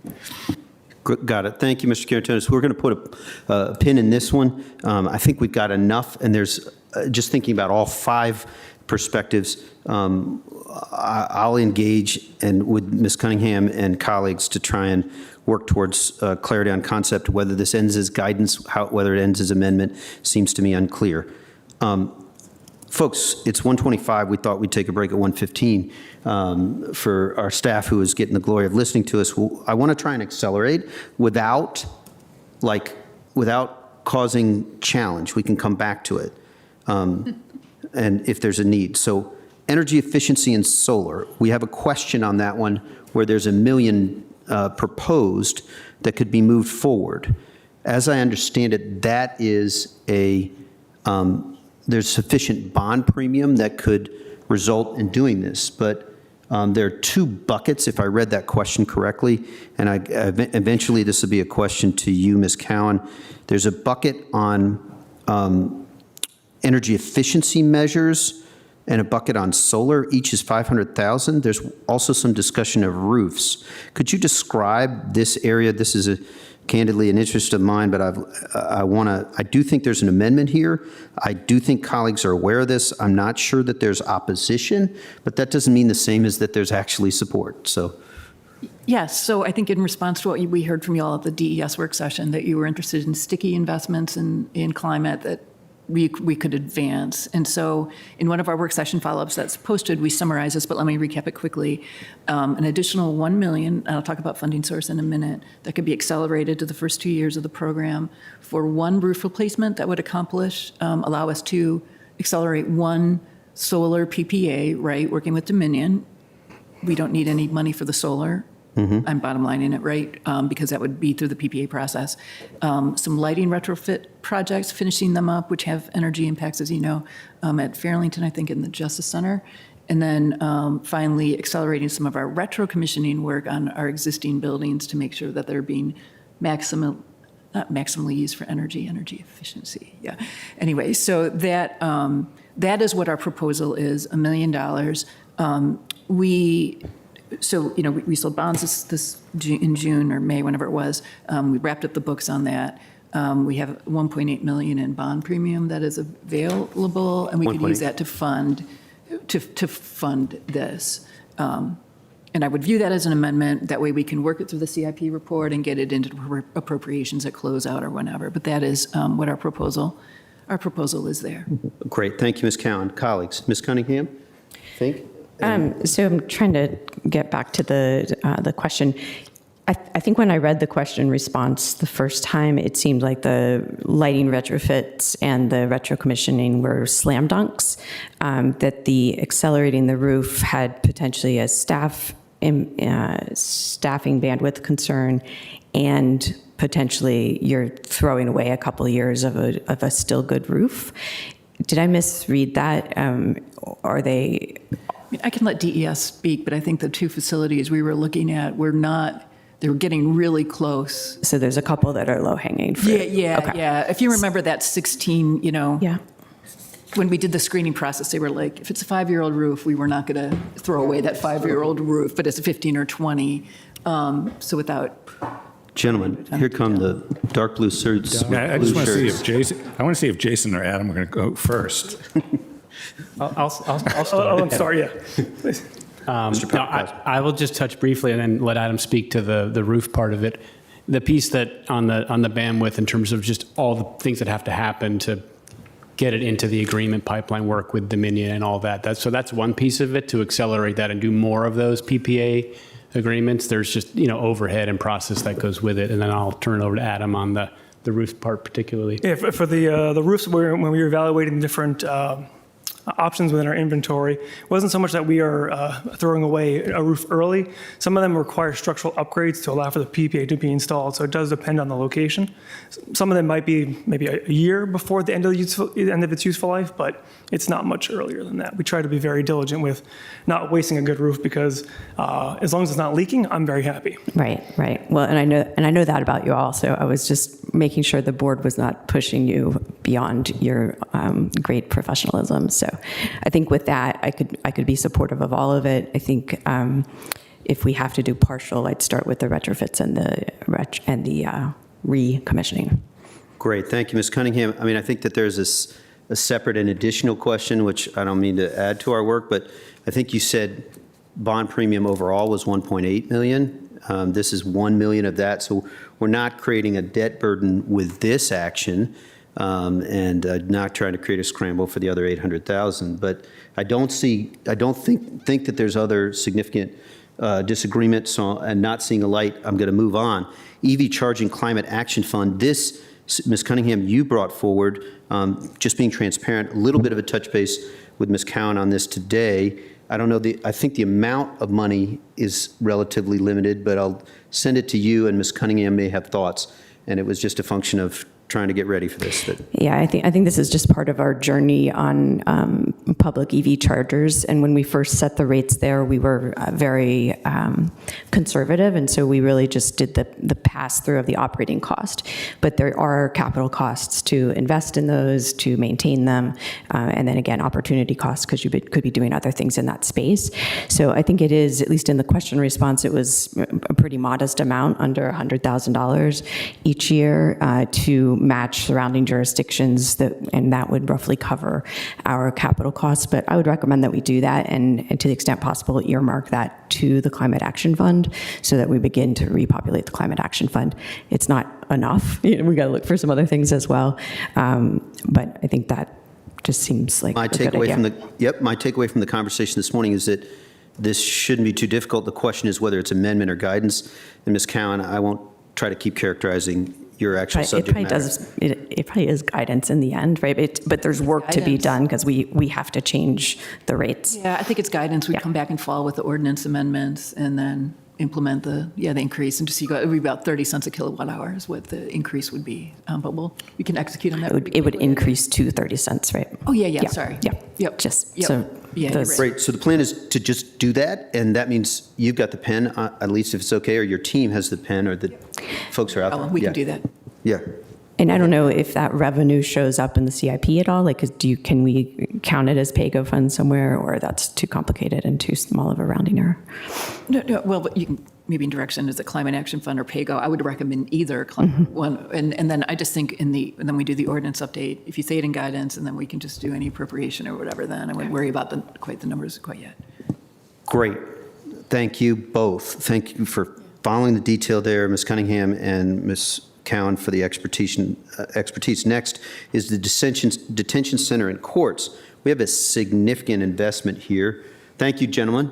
Really appreciate it. And you may have to stay close. So detention center and courts, we have a significant investment here.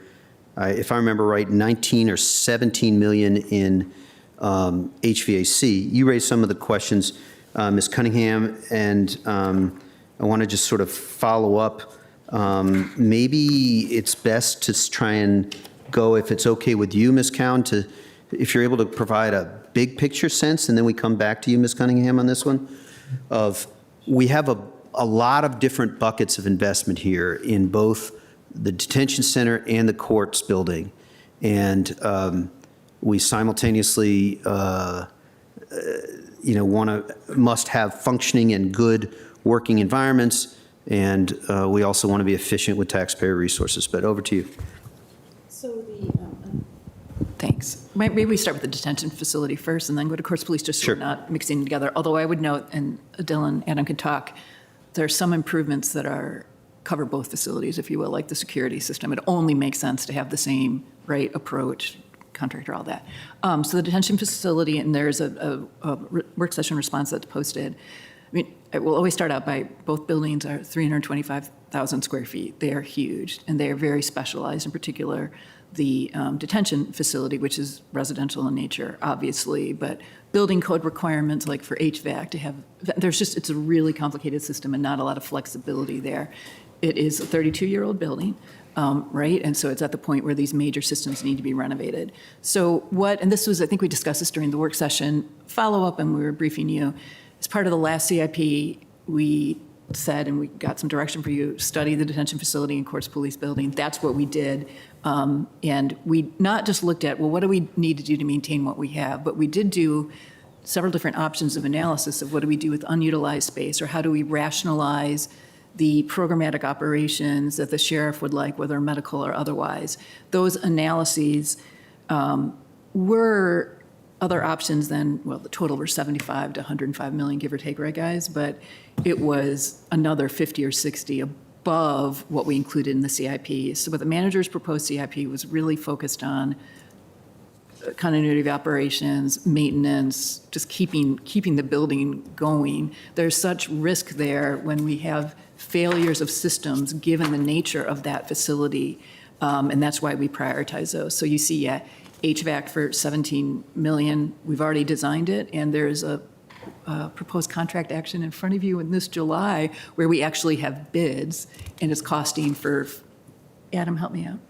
So 8 million for floors 5 through 12? Correct, yeah, the first phase is 8 million. I mean, so that is we know what it costs, and we got 4 bids, so that's why it is 17 million, and then we'll do floors 1 through 4 at a different point in time. So there's a variety of investment there, fire alarms, facade ceiling, sprinklers, everything like that. There are a few modest improvements like design preferences, reconfiguring the lobby, but that's for security, other things like that. So we're happy to answer any questions, but that was our approach on our recommendation, is really keeping the building operating, if that makes sense. Thank you, Ms. Cowan, and I see both Mr. Carantonis and Ms. Cunningham's lights. Maybe we start with Mr. Carantonis, if that's okay with you, Ms. And I Cunningham? will be very brief on my question. So I know that this is not a straightforward, I mean, typically you cannot slice and dice this kind of work. You cannot, and it's kind of risky to tell you here, oh, I see the jail not being completely occupied all the time, and that we have been now in, several years in of not exhausting the 800, inmate capacity of the building, and hovering around the 50 to 60% mark, worst case. Does this have any bearing in the kind of capital planning?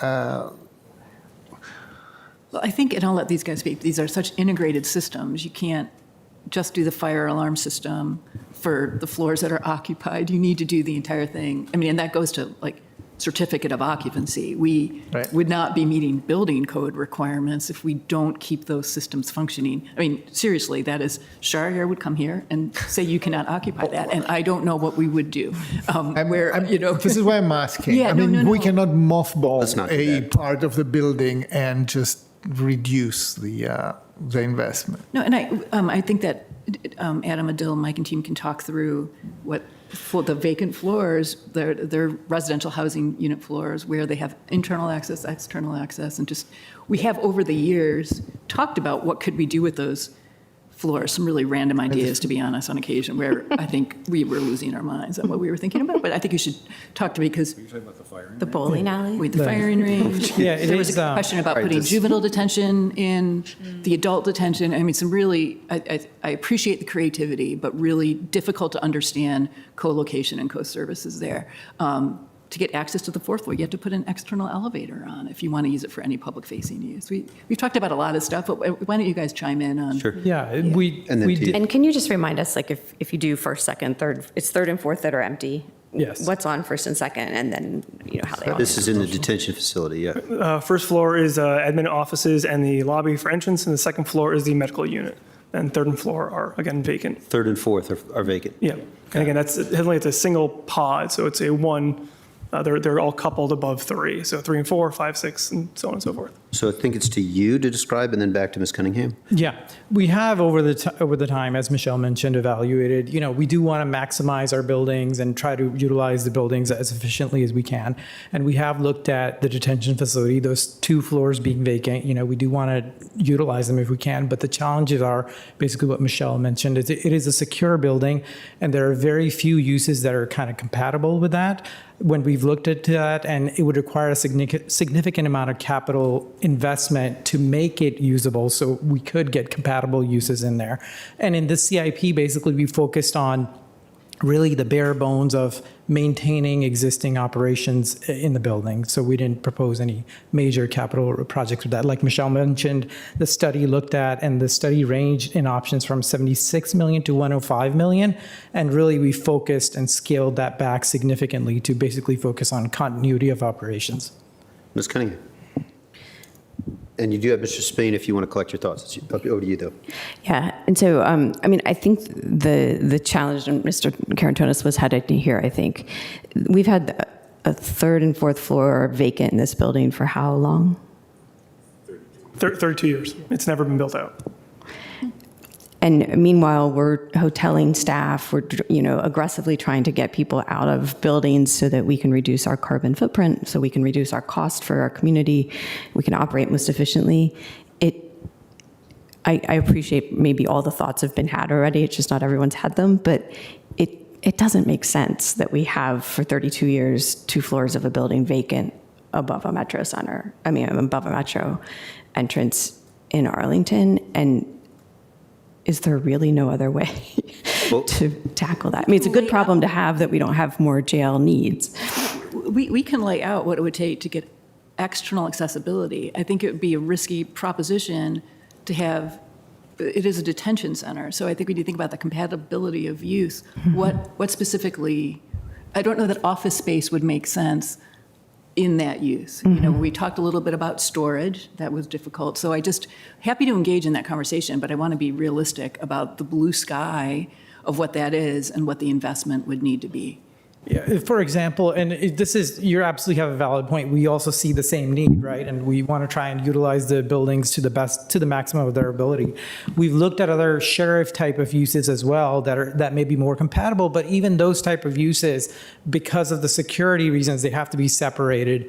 And so, yeah, absolutely, we hear you on it, and we'll continue to look at it. And I think the bottom line is that it would require a significant capital investment to redo some of the first floor access, basically. I think you've asked a good question, and on juvenile detention, I think that there's law that you can't have them in the same building, but I'm not certain of that, and you guys might be able to. And then, thinking of the other uses, we both all want to provide good care to those in the detention facility, and I could envision, you ask what other office space there, or are we hurting in the courts building with respect to the administration? The sheriff's office itself is in the courts building.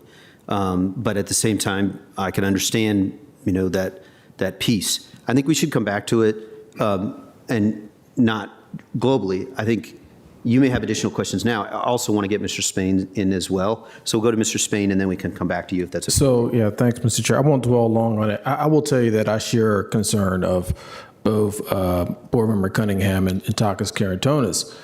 For me, I understand the building's 32 years old, all right? But when I see the line items of $17.9 million in HVAC systems, yeah, that may be the cost, but I need to understand also, is this the first time in 32 years that we've put a new HVAC system in? Probably not. And then to the vacant space, and then thinking about being creative. I think the chair or someone just mentioned, how do we use those 2 spaces those 2 floors that have not been used?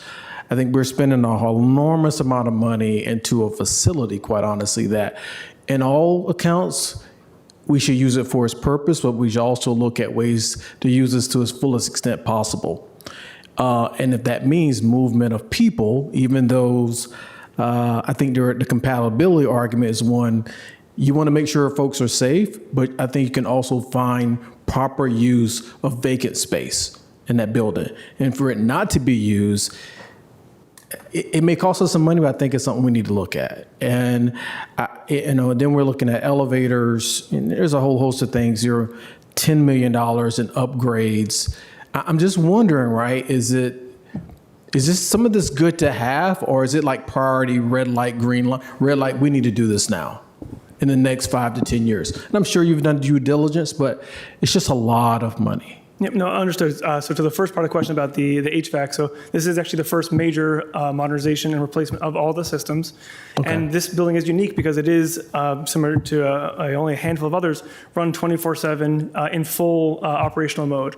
Most of our other buildings go into a setback mode at night, so our systems get a break, so to speak, in the off hours. That building never gets a break because it has to constantly provide the required temperatures and comfort for the residents. And then for a lot of the other systems in there, that's why they are spread throughout the course of the CIP. So some of the earlier ones, those are the red lights. Those are the ones that provide and present a potential operational risk for either the infrastructure or for the sheriff's office. And others that are further out, we have a little more time. Those are those yellow and green lights that we have a little bit of time. And we are performing minor targeted corrective maintenance to make repairs, but eventually the whole system does come due at one point or another. Yeah, so I guess I'll leave it at this. And this, Mr. Manager, is something to consider. And I will be open to this down the road. Those vacant floors, what is the art of the possible? What can we do potentially? And what will that look like? And how much would it probably cost us? Because we just can't continue to have empty floors not being used. I think we can be creative. Right. And I would just add, and we're more than happy to do that. I know the team would be willing to do that, but I can tell you, in the 20 years I've worked in the county, this has been a thorn in my side. So literally every time we have made an investment, we have asked the question, could we use this space? And you don't think I was joking before. When we invested with MWA at a firing range out at Dulles, we had an extensive conversation about how well it would be received to have a firing range next to the jail. And the mechanics said we spent a lot of time looking through alternative uses. We'll continue to do it because you say the art of the possible. There are things we probably haven't thought about, and we will be diligent in doing that. But for right now, I think that we weren't here 32 years ago when the jail was designed, and we didn't know what the capacity needs were going to be, but it's a challenge. I don't have a clever answer for you. Yeah, and I just want to leave everyone with, one, I want to make sure that that facility, right, that we have the essential elements in place to ensure not only staff is feel safe, but also the inmates that are there, right, are somewhat in a comfortable position. We don't need people residing in heat zones in the middle. I mean, I understand it can get kind of nasty. All the other stuff I think is appropriate, but worthy of questioning. And we haven't even got into the courts area where there's some, reconfiguration designs thing, large numbers of amounts of money. Some would argue is that, yeah, we need to upgrade, we need to do a refresh, but it is a lot of money. Thank you very much. Thank you, Mr. Spain. I see Ms. Coffey's light. I guess the one thought, just a real quick question, it's tough because we used to have 600 inmates, and now we have 350 or so, and that is a good thing, but we're still investing in the full building, and that's just a hard reality. In the proposal, is there almost nothing for those third and fourth floors? Because that would help me a little bit, because I've walked in and looked, and it looks like something that hadn't been built on in 32 years. However, we got to have an HVAC system. It doesn't make sense to say, okay, let's stop it. So I guess that's a question. I see a deal, but also Ms. Cowan. No, just the system improvements. There's no build-out dollars assumed for the third or fourth floor, but we can come back with options that would require infrastructure and moving things around and consult with the sheriff. Got it. I guess I feel, and you brought this forward, I'm glad you did, but multiple board members have interest. I feel like this could be heading towards guidance. However, I don't know what the guidance is if we don't have ideas on the third and fourth floor. Personally, I'm willing to sign on to guidance. I do feel, having worked, my first job was in a school that felt, my parents told me when they visited my classroom, like a prison. having worked in, and no disrespect to our inmates, physical, so the lobby is of interest to me. And then I don't know about the Capitol on the court side, because you can save a lot of ongoing money if you have police officers watching instead of having to come to the court. So I don't know what the Let's not rule out, you're looking at various forms of government. If the county board were to expand to a sufficient size, this could be a potential location. Well, we could join you there as well. But I think this is heading towards guidance without, trying to be somewhat efficient with time. But I also want to give you last, because you brought this forward.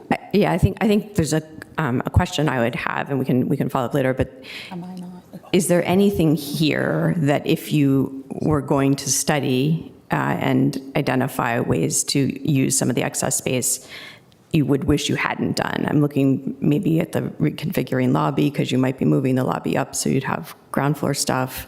Is there anything there that is going to be sunk cost that you'd be undoing if we did find a solution? No. Okay, so even the lobby has to be, like the sheriff's lobby has to be on the first floor. You couldn't come in and up to third and then. No, right now the configuration that we have in there is to provide security for the sheriff's folks that are in the space. In exterior security apparatus for the building itself. If we were to evaluate some options for putting some uses which are not compatible perhaps with it, and then we wanted to reconfigure the lobby, if that's your question, then yeah, you'd want to look at that before you redo the lobby or anything like that. Right, okay. And then is all of this, so some of it's actually contracted already or kind of imminent, maybe that's on the court side. That's on the court side.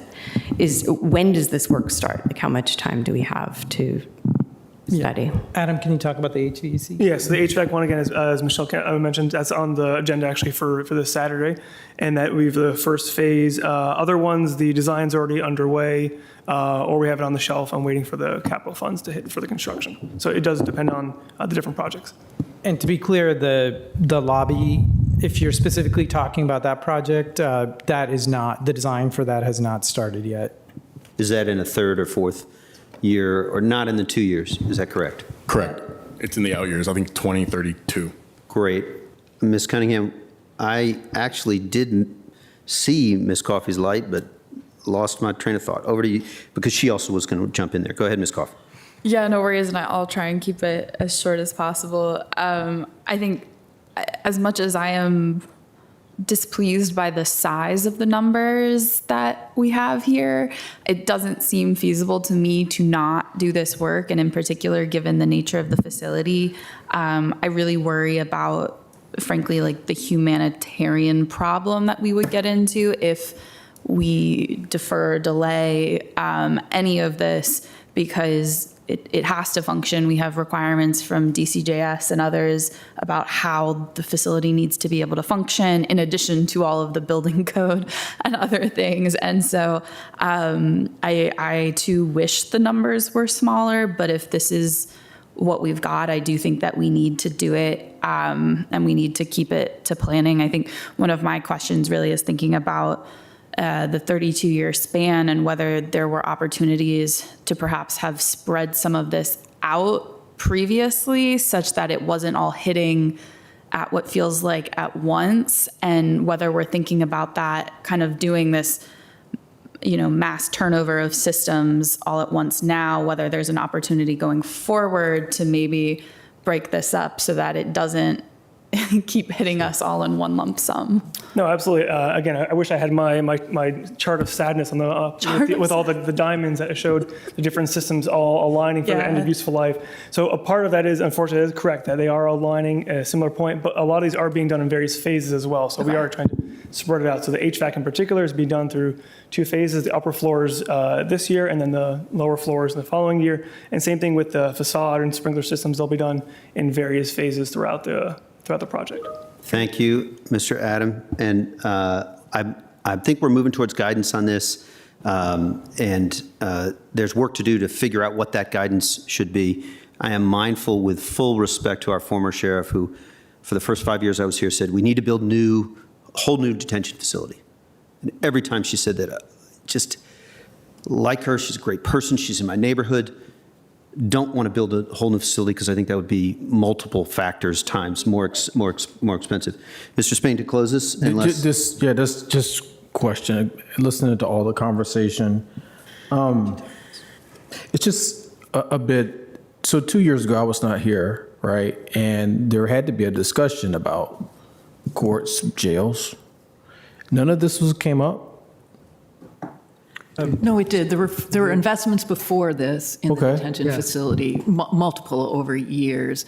Then we chose to do, in conversation with you all, to do a full-blown study to make sure we weren't being as ad hoc and had the full picture of what was needed at the facility. So that was a result of the study. And then at the same time looking at, well, could we be smarter about how we're using the building, meaning from a programmatic perspective? And I guess finally, I guess just in general, you've done your homework on this. None of this per se at this moment is elective, meaning this is work that needs to get done in the next 10 years. That's what you're telling us today. None of it is elective. No, if, as I mentioned, we try to do those targeted minor correctives to make them as minimal as possible when they come up. But at this point in time, these are not ones that I can say are elective. Thank you. Mr. Caratonis. That was vestigial. Okay, vestigial. We wrestled with that. I'm going to snatch victory from the jaws of additional conversation. The three of you, make haste. Arlnack. Courts. So I'll kick it off and then we can. Ms. Cowan, go ahead. Yeah, so we actually, the study for courts police, I think we talked about it originally with the board, largely at the instigation is the wrong word to use, but the initiation, I would say, of the judges, in particular circuit court judges, about the condition of the courthouse, how it wasn't meeting modern standards. I think there are other courthouses being built across the state that they were comparing themselves to. So we agreed to do a study. That study was in 2019, wasn't it, Michelle? I think Michelle Congdon. Yeah, I think it was a while ago. 2018, 2019 initiated. And so that study then laid out this 10-year plan for how to improve the courthouse. The first priority was JDR, where we were having some real, very serious issues where victims and those who were being charged were interfacing, and that's, it was just, the design was not well done 32 years ago. So that was the first priority, was fixing that, and then gradually working through, like in the second and third floor, the layout for where like the Commonwealth's attorney was waiting, and just some of those same interactions when people were waiting to go in front of an adjudication or a hearing, it just didn't make sense where, attorneys were conflicting with, you can imagine. So I think that was the first priority. And those investments were made, as well as some technology investments. And then we had this whole plan to lay out improving every courtroom, looking at the improvements to the lobby, which we've deferred, and then other things that I think you all are aware of, expanding space for the Commonwealth Attorney, moving the ASAP program. Remember, that is a fully occupied and utilized building, so it is not quite like, in order to move ASAP, then you have to move GDC first. You follow? A lot of it is just so many moves up and down the building, and so that's what it is. You can see in our response, there are maintenance, all the continuing operations investments that we still think we do need to make, the security system modernization that needs to happen. I would say that on those other more optional things, which are what the judges, I think, and the users of the building want, those are decisions, and those are decisions. And if we could have a conversation, and I think we need to have a further conversation with our partners over at the courthouse if we want to delay any of these. I would also just note that some of these are later in the CIP. So just to that same point, not all of these are programmed for like the next 2 years. They're later, and we can continue to have discussions about whether or not we should be making those improvements. I don't know if that's helpful, but that's like a high level overview, and then if you have specific questions on each thing, I think the DES team can help explain. What if we tried to, on this, open to colleagues' thoughts, but what if we tried to get a conversation specifically about what's the next 2 years and what's after that, to see if, several have asked the question, what if that is our follow-up, and we sought to do that in a short break between the amendments and the guidance before 3 o'clock? That's what I'd propose, in the interest of seeing if there's question there. And so not seeing any new lights, that's how I propose to move forward. And so we'll give space, and if we have to come back to it, we can at that stage. And I don't know how often colleagues are over in that building. All of us are over there some. I had been over there a month, every 2 or 3 months because of CCJB, but we'll keep going, and we'll ask if in a short break between amendments and this, we can get there. Arlington, there's been discussion of this, and yes, you guys are wise, make hay while the sun shines.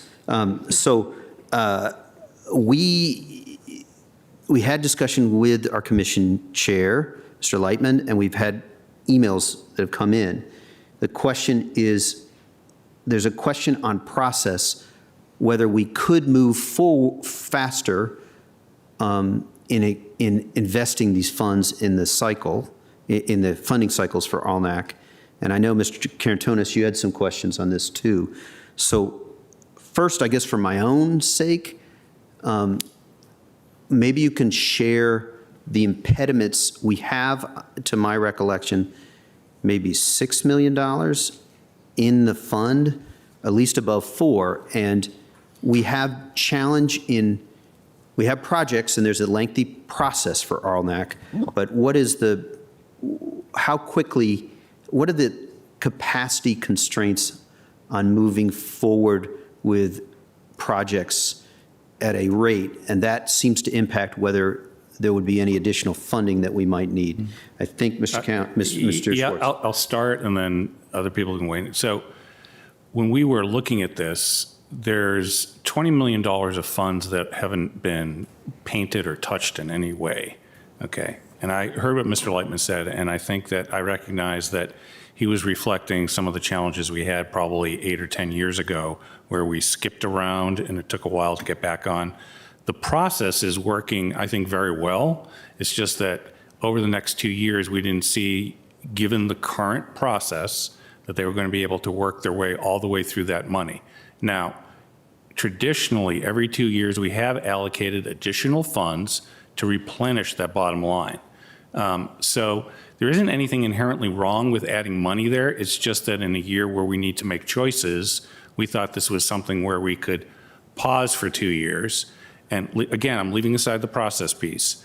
And that also, you and I, Mr. DeFrano, you and I have had a conversation. If for some reason the process sped up and we found ourselves a year in where there were a serious issue about not having funds for a follow-on round before we get to the next CIP, I'd committed to coming back to you with some potential solutions on the PAYGO side, or we do have a small amount with the way we've set up our bond premium, an unallocated chunk of $1 million or $2 million that follows in the next year. We could do that. At the same time, it has been the board's preference over years to continue to add funds to keep the fund going. So I just wanted to explain why we made the proposal, why I understood what Mr. Lightman was saying. But, I think that the process will, as currently configured, will go along fine if the board doesn't add any money. It'll also go along fine if you do add money.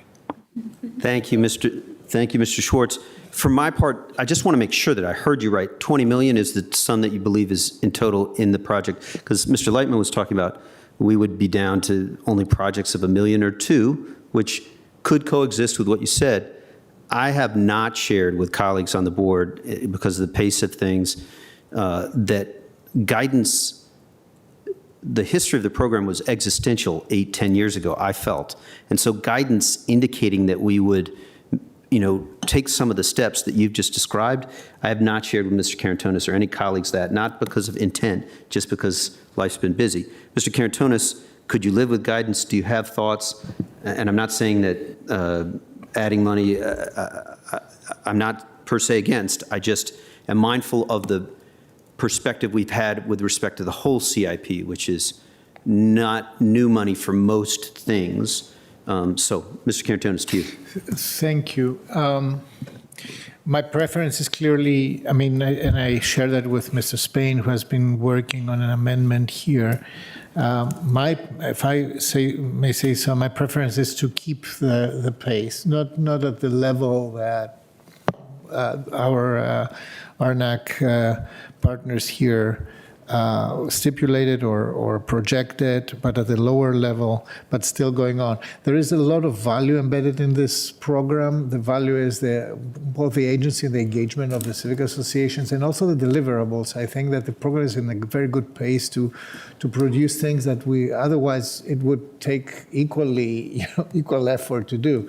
A lot of intersections with Vision Zero, a lot of work on sidewalks and lighting and even tree canopy work. I still think that this is a place where the core value there is the active engagement of this community.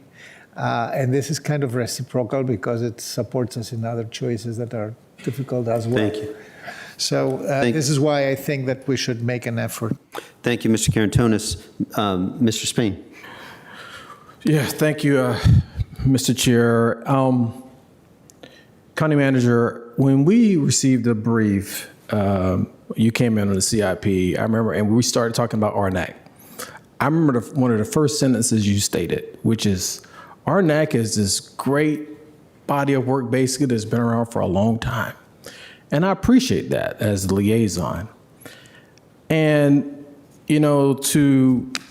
what we've heard from the community, I wholeheartedly believe we need to keep putting into this kitty and showcase our commitment to a very robust program where we have a number of folks all across this community involved in. Now, there's also an argument about, how we tie this into Vision Zero and kind of overlay that. But if we're really serious about our sidewalks and traffic calming and safer bicycle improvements, these investments, what we put into RNAC, I believe it's just one part of the bigger scheme of things, and it allows the community, right, to be involved. So I am one where RNAC has come and asked for around 7 million. I think, we may not be able to do 7 million, colleagues, but I've heard directly from our residents, our civic associations, our community leaders, and they want to address, I know there's a backlog, but they feel confident that they can, they're going to exceed that and move forward. I understand we have to make a choice here. But your last comment a few minutes ago, Mr. County Manager, when you said, well, I promise to come back, and if we run out, we'll give you some pay-go money. I much rather have the money in the kitty. Like all boards that have gone this way before us have done. Honestly, at the end of the day, it's a decision we have to make as a collective, and we can rationalize not doing it. But I believe that the citizenry, the ones who are part of this program, are eager to continue and keep moving forward in a very smart way. We need to empower our communities. And I think this, coupled with Vision Zero, neighborhood streets, all these things work in tandem. And they have been honestly vetting a lot of their projects through Vision Zero lens. So I would hope, my colleagues, that we can find a way to put something, maybe not all, into this program and show our continued commitment to RNAC. Thank you, Mr. Chair. Thank you, Mr. Spain, Mr. Carantonis. Ms. Coffey, I'll just say for my part, sentiments have merit, and I also, perhaps if there was strong enough guidance language to lead to a dollar amount that was in the range that Mr. Carantonis and Mr. Spain have kind of indicated to me, I could be open to that as well. But I haven't foreclosed, and I'm still wrestling and thinking it through. Ms. Coffey. Yeah, I'm pulled up the presentation from the original work session on this so that I could get back in tune with all of our fun numbers.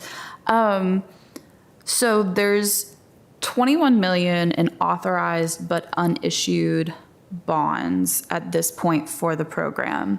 And over the next 3 fiscal years, including the one we're currently in, it's an average of about $9 million a year that they would have available to them to spend. What is their, this is off the top of my head, so I apologize to staff, but what is the average of like the last year or two that they've been able to expend in a single year? It's about 3.3 million. 3.3 million? Okay, so in order to spend the average-ish of $9 million a year for the next 3 fiscal years, they would have to 3x what they've been doing currently? Yeah. Basically, okay. And then I guess also looking at the slide, it seems like the mid-years, so fiscal 30, 31, and 32 are actually where there's a dip in the funding because it's 4.4, 5.9, 5.9 relative to the like 8 million-ish in the out years.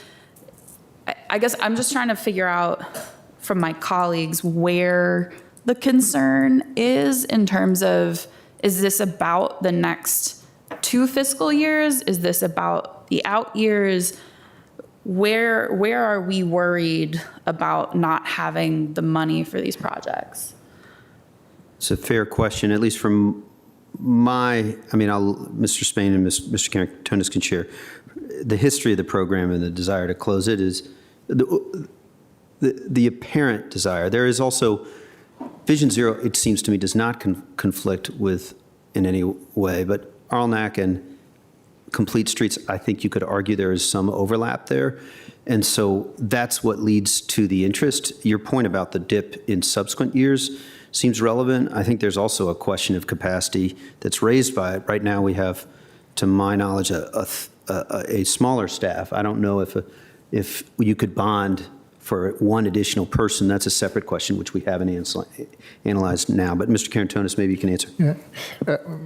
Ms. Coffey is right in pointing out the burn rate of Arnak, which has been always, restricted by the ability of the staff, and also about the funding sequence and how funding is projected over the. So there was kind of a natural restraint of spending more or trying to take on projects that are a little bit more complicated, and that has actually consequences because sometimes it's.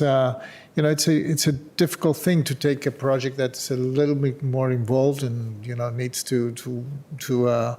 needs more money, and then you don't have it, and then you have to reshuffle, etc. And that is what I believe the Arnak leadership here wanted to accomplish, so that they're not in these dire straits and they can just evolve the program forward.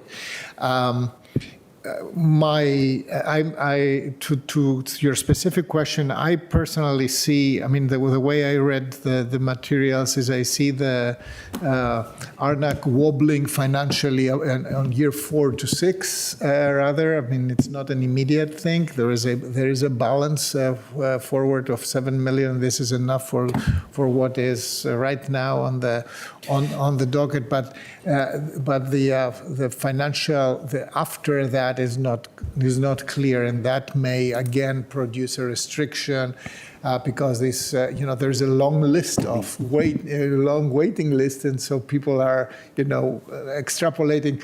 They're used to wait like a decade until their project materializes, and the deal is that they keep their engagement during this decade. So we're basically putting a carrot at the end, a credible carrot at the end of this trajectory, and say, please continue working with the program and on the program. And this is why Mr. Spain and we're not insisting on the full replenishment, but into a replenishment that keeps the carrot.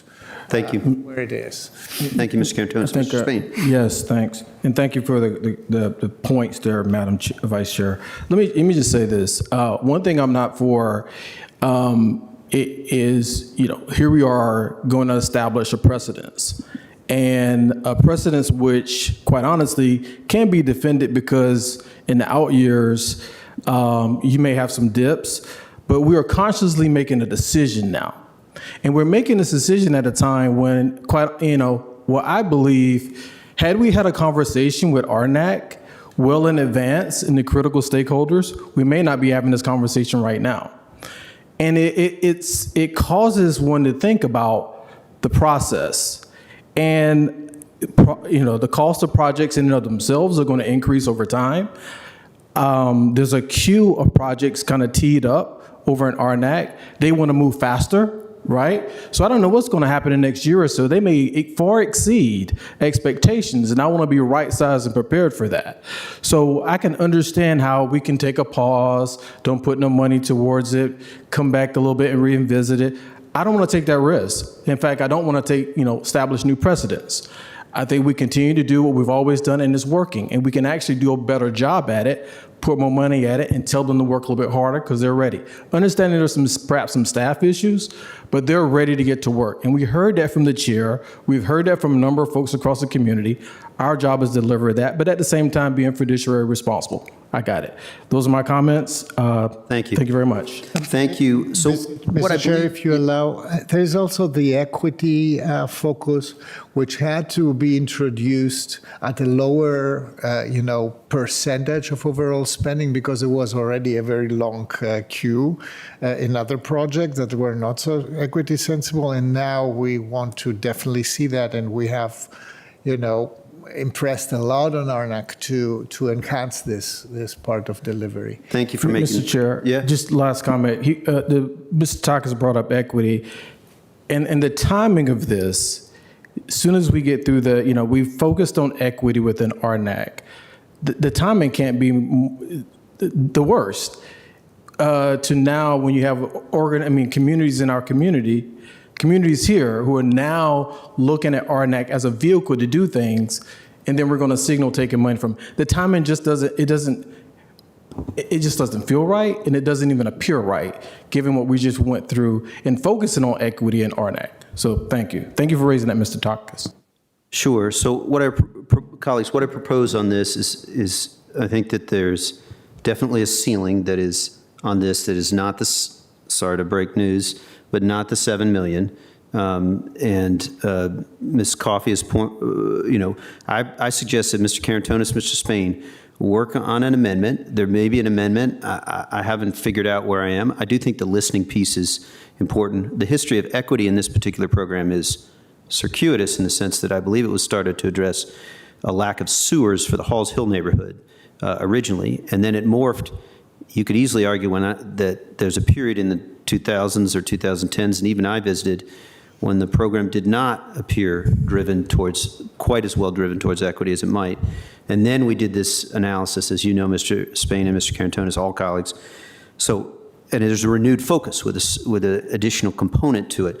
So I might work with guidance with staff, and then there will also be an amendment at a dollar amount that's less than 2 to 4 million, the top that I've heard. For context, nothing is decided. We will work this with staff. We won't surprise staff on DMF staff on the numbers.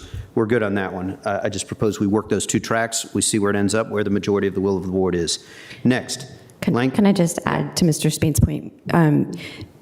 There is money there right now, so while we wouldn't be putting more in the bank account for at least a year or so, unless asked for it, and then we might find it from PAYGO, we're not we're not taking the money away. So just wanted to be clear. I think it is, we're finding value in the program. We're just trying to figure out how to have a much smaller CIP than we've had in the past, and this is one recommendation that I think is reasonable. Thank you. Thank you, Ms. Cunningham. And we're trying to both balance the fiscal responsibility, restraint, and also investment and listening to our community, as well as the different components.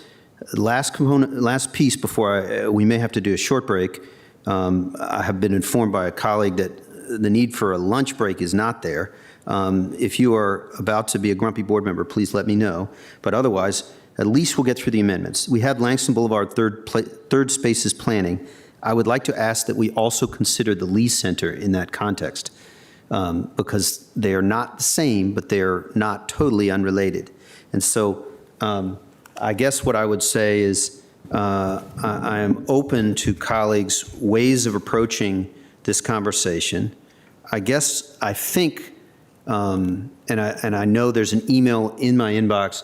It may be that, Mr. Spain, you have a specific amendment. What I propose we do is, Ms. Cunningham, you speak to the third spaces and the Langston Boulevard, and Mr. Spain, you speak to the Lee Center, and then we try to work through both topics organically as you guys have presented them. But first, maybe Ms. Cunningham, if you could speak to the third spaces planning for the Langston Boulevard. Yeah, I won't belabor it because we've had 2 conversations on it already in this meeting. But Langston Boulevard is our newest plan, and envisioned in that plan were nodes of activity, but not a specific detailed third spaces, public spaces, meeting spaces plan. And so as we've talked about in other areas, I would suggest that we get the ball rolling on that sort of plan, perhaps focusing on areas 2, 3, and 4, which are the center, not on top of metros, that currently has some varied county assets and school assets, and there are lots of dreams and desires. I would suggest that we try to invite the community, maybe through Langston Boulevard Alliance or a competitive process, to begin a pre-planning process there about what are the priorities. Do they want small spaces or small gathering spots? What kind of programming by others, et cetera, that we get going on that. It's sort of similar to the Central Library point. We have a similar issue down in Virginia Highlands, but I think Langston you could argue can go sooner on the planning because they're already in planning mode, and they also have a building that is shuttered right now that might be part of the mix to be considered. Great, so let me just see if I understand. I think from the emails, the relative dollar amount here is 200,000 or less. Is that you were thinking for an amendment? But I may have misread, and so do I have ballpark? Yeah, I think it's a little bit of a fictional number, right? So, but you would put something that's 6 figures down as a planning grant, essentially, pull it into ideally fiscal year 28, so that before you're doing some of the heavier lifting on capital improvements, what the priorities are. Thank you. That's very helpful.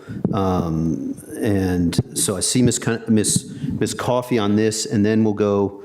Maybe we get a couple of questions, Ms. Coffey, Mr. Carantonis. I do know we also want to get on the table the Lee Center, Mr. Spain. But first, Vice Chair Coffey.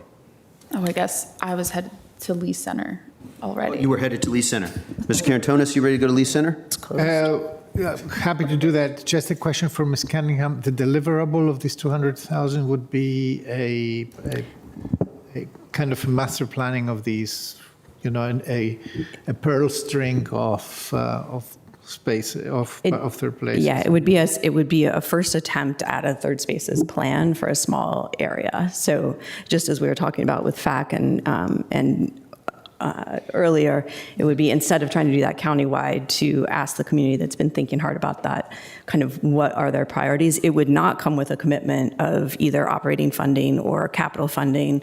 You probably dream big and then you'll carve back. And I would very much, share that we can't dump tons of operating funding into every one of these places. So we need partners, or we'll need, have them be low cost, potentially. So, right. Great. It's not a blank check, I guess, is what I would say, but it is an invitation to set more detailed priorities and to envision. So it's a higher granularity interpretation of the Langston plan by creating kind of a pathway to delivery for these public spaces first, and probably some consolidated third places. Okay, that's fine for me. Thank you, Mr. Carantonis. I'm on board with that. I see Ms. Coffey's light, and I know that also, Mr. Spain, you may have an amendment on this. Who should, go ahead, Madam Vice Chair. Well, so I think this kind of gets me back to the chicken and egg problem, because I worry a little bit. I mean, I think when I was thinking about guidance on this initially, I had worked myself a couple steps too far down the road in terms of envisioning guidance that would, be pretty directional on Lee Center, because I think we have a general sense of what we may want there. And I am struggling a little bit with planning processes without the board being ready to commit at least directionally what we want, because I think, you know, there might be some people who are aiming big, and I think there might also be some people who are aiming for fast. And those two things are not the same. And I don't know what it is that our vision as a board and as a county is as far as what we want out of these sites, and thinking about the trade-offs, both in time and cost, but also in terms of physical space availability. I don't feel like I have appropriately grappled with those questions such that tasking our community to tell us pie in the sky what they might want us to do or think about. I don't know. I'm not sure which of those things needs to happen first. I worry about a planning process that is so open-ended that it brings something back that isn't in alignment with the county's needs or the board's vision. And I don't know. I'm really struggling with this because I think that I wanted to be able to make more of a salient commitment, and the more I worked with staff through some of the open questions on the Lee Center planning, the further I got from being ready or able to make any of those commitments. And so that's just where I'm at. And I think I would struggle to support any kind of fiscal amendment at this stage because of that. And then there's an interrelated question of, now we're talking about a lot of different facilities planning commitments across our portfolio. I highlight that Ms. Cowan highlighted for us, our staff will also be involved and occupied with the TJ facilities planning and that whole process, which will be, I'm sure, very intensive. Even though it is owned by APS, our staff are in that too. And so I'm trying to think about how all these things line up together and how capacity is working both on a community level and our staff level and our board ability to participate level. And so I'm just really struggling with accelerating and committing to anything on this right now, because I just feel like there's so many open questions. Got it. So I set up thank you, Ms. Vice Chair Coffey. I set up a construct that included Lee in this discussion. I think that's appropriate, but I also could be critiqued that, you know, we should wrestle the third spaces first. I guess I just suggest we go to Mr. Spain to hear your thoughts on Lee. That's how I'd like to proceed, but we will be thorough on both of these topics before. Yeah, I appreciate it. And I know this is the only thing that holds us between a break. Well, I can appreciate the thoughts, perhaps many, and the uncertainty, quite honest, of what is there to be at Lee Center, right? I mean, it's in the eyes of the beholder, many ways may say. And we haven't given clear direction, right, Mr. County Manager? This board has not. And you've asked us to do so. And also the community, quite honestly, desires us to do something. And I don't think any of us have the right answer, the board or the community right now, what that may look like. But what I do know is that waiting until, is it FY 2035, 36 to do anything here, you know, is just a bit too long. And maybe answer this for me, Mr. County Manager. There's nothing in the chute, there's nothing planned right now for Lee Center. And what's at risk is we do nothing. So for sure, you are correct. It's in the last 2 years of the CIP. We have, they didn't leave, they were told to leave. We do have, a deal has sat with the folks from Langston Boulevard talking about what we do to maintain the building in a mothball status. And we also I've had conversations with the Langston Boulevard Alliance, but while we're continuing to have this conversation about what happens with the outdoor space, that is county space, about sort of keeping that active and as an element for something for the Langston Boulevard Alliance to use. So that's not a capital conversation. No. So I hope that answers your question. Yeah, sure. Did you want to add anything, Adil, about how you visit it 5 times a week and then stop at Jean's house and say hello? well, I can't discuss Adele's travel habits, but for the maintenance of the Lee Community Center. So yes, right now, I think, again, we use the term the temperate dark shell. That's what we keep it in at the moment. We have the fire alarm system operating, and we talked about building maintenance code. So those are all requirements that we have to maintain and keep running to ensure that the facility stays in a non-hazardous state. Again, some of the systems, or many of the systems are aging. We have our HVAC system, which has older refrigerants that can't be obtained or are very difficult to obtain. And of course, just we keep it in a state that, again, avoids any further deterioration. But it's still, again, upright. So, Mr. Chair, and I think you're asking, what I hope we could do between now, because I think there's a demand signal for us to do something next year, working alongside not just LBA, but also the community, and build this inclusive planning process, similar to what we've done before in a host of projects, to see if we can speed up the timeline. And we'll see what happens when we, I think, come around to the next CIP.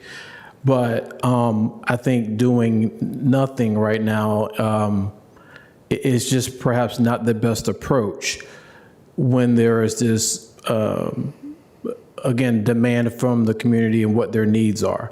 Again, I fully understand that it could be just about anything, right? But we need to start somewhere. And I'm not asking colleagues for us to put any capital money into this right now. I'm thinking about guidance on a process, which I think also ultimately needs to be scoped out, right, Mr. Chair? But for something to start into next year in FY28. And that probably will come by way of guidance, whether that's, working with, analyzing our facility conditions again. What does the future of Lee Community Center really look like? I don't believe that it's incumbent just upon the five of us here to tell people what it needs to look like. I think the community needs to tell us what they want and what they desire, right? So I don't know where that may lead us, but I want to help shape some guidance to get us started next year, Lee Community Center, and see what that may what that may yield. And then that's something you, Mr. County Manager, you need something from us, but I just don't want to leave up this moment, right, for us to come back in 2 years and say, well, we had an opportunity, but we just didn't put the time and effort into it to shape something out for you, because the same line will come. Well, the board didn't give me direction. That dog's not going to bark, or that cat's not going to meow. Is that what you're looking for? Mr. Manager? Yes? I mean, I was just going to stop you after those two because you could keep going. But so thank you, Mr. Spain. Yeah. At least for my part, just to be, I'm interested in guidance that moves things forward on the Lee Center. There is a real challenge, I believe, because just being transparent, guidance, we both want to have a public engagement process, but if you don't create a scope, you don't even know what you're talking about. But if you create the scope too narrowly, then people are like, you never even considered this thing. And so at least for me, I kind of have done some thinking in the last 2 weeks, and remembered my visit to the Lee Center, a while back. But, there's both, whether there's the historic piece and then there's what to use. There's a park in the back. There's how tall, public-private partnership. Do we want housing there? Do we want arts there? There's a lot at play. And at this stage, I'm not in a space, and I don't think this board could be in a space to clarify the scope before next Tuesday. I think that would be a fool's errand. But I do think that we should try to commit to a public engagement. I'm ready to commit to a public engagement process that moves forward. What I am not in a space to believe is appropriate is to move forward the spending that is in the last 2 years, because I believe that would set expectations about what imminently might occur that I'm not ready to pay for at this stage. And so that's sort of where I am on the whole topic. Mr. Spain. Yeah, so the guidance, and I appreciate it, I think I'm there with you, is, whether this facility is going to be, renovated, expanded, preserved, replaced. I understand we don't want to commit this board right now to any future, perhaps, course of action. I think what I also want to see is, have our staff kind of really evaluate some of the reasonable kind of options and provide us with, for these future decisions we may have. Because we need some alternatives, I think. And that kind of, I get it, Mr. Chair, and that's kind of like where I'm headed. Okay, not fully to commit to a finite moment, but let's get the train leaving the station here. Thank you. And there is, of course, tension, right? Because we cannot plan all things at the same time. We cannot do, in the same fiscal year, we could not thoroughly and perfectly plan TJ, Central Library, and the Lee Arts Center all at the same time. And we also have to look at use. So there is a challenge, but that is, at least it sounds like there could be movement towards guidance in that area, but there is not appetite for amendment. Is that a fair characterization of the colleagues who have not spoken on this, that you at least wouldn't be in a space to support fiscal amendments to changing the CIP? That is one. I see Mr. Carantonis. I don't see light from Mrs. Cunningham. Mr. Carantonis, did you have thoughts, or is that vestigial? Oh, no, it's not vestigial. On Lee, on the Lee Center, that name needs to change. In my opinion, anyway. It is a matter of guidance. What I think it's not a very good, not an optimal thing is to mothball. Your mic's on. Can you? I think it's on. We're having trouble hearing you a little bit. Right into the mic. So, sorry. Oh, now. There is also an issue there that mothballing a building, for 10 years, no less, is a very long time. And, we should challenge ourselves to be able to give more specific guidance on that. I mean, the community has their opinions on that. There is a variety of this. I think that it's just not a good precedence to say for 10 years we are going to shelve it and visit it in 2036 or so. That's really a very long time. So we should be able to produce some options closer to today. Well, then you would in reasonable time. So that's a guidance issue for me. Clearly. On Ms. Cunningham's idea of putting some money into planning better for the public spaces or third places, that's a neologism right now. I find some value in that, and I hear Ms. Coffey very clearly that the board hasn't articulated a particular vision for that. The plan actually has a vision, but it's not the granularity is not there about where and how and what the delivery pathway for these spaces should be on a very long corridor with a ton of residents. I should say, we have other corridors who have better granularity in that, but we still are very behind in delivering third spaces, and that's both Rosslyn, Balston, and Route 1. But per se, I find the thinking about an amendment there not completely. I mean, I'm supportive of that thinking. On Columbia Pike, I have to tell you, this is one corridor where we pressured ourselves and the community and staff to articulate exactly where these places would be, and from 0 public spaces and in the 2000 where we have today 4 plazas, 4 places that are used by the public as third spaces, and that's an accomplishment. I think that this is very well received. So based on that precedence, I'm friendly to Ms. Cunningham's thinking. Thank you. I think we're arrived. Yeah, go ahead, Ms. Coffey. I think the comparison to other corridors is a salient one, and I do wonder about prioritizing this for Langston now when we have like the Crystal and Pentagon City neighborhoods, for example, like begging us to do something for them, and thinking about the community benefits that that they're not realizing the way we had hoped because we are having to pivot to the adaptive reuse. And I think we've all had conversations with neighbors down that way about how desperately they want some form of public space and what's possible if they're not getting the community amenities from site plan projects that had been envisioned or hoped for, or at least not getting them for the next, 30 years probably. And so I do struggle a little bit with making an amendment to really directly communicate that this corridor, we are willing to do this for, but other corridors were not. And I just, that makes me a little bit uncomfortable. I understand that there is envisioned future development along Langston that will make this important. But when I think about Crystal City, it's not just envisioned development. There are people living there who, we built out parts of that community already. Those people exist, the needs exist right now, and we're not accelerating it, and we're not talking about it in the same way. And so that also is a struggle for me on this.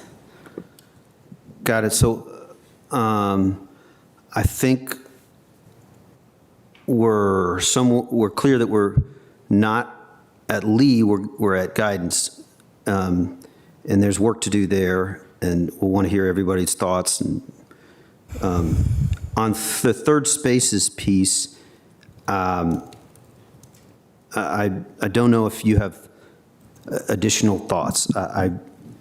You have to be thoughtful when you speak, and you will see in our summary of emails today that I had to be accountable to Ms. Dunlop for indicating that there was some merit in a creative thinking, which was I was incorrect, because the $6 million that we've set aside for a library in the Crystal City, we also want to get to our other library in that area, but it's not serving Crystal City. So that's an example of how do you synthesize all of this? And she had an accurate, that $6 million needs to stay dedicated to a Crystal City library, and we have work to do there. But I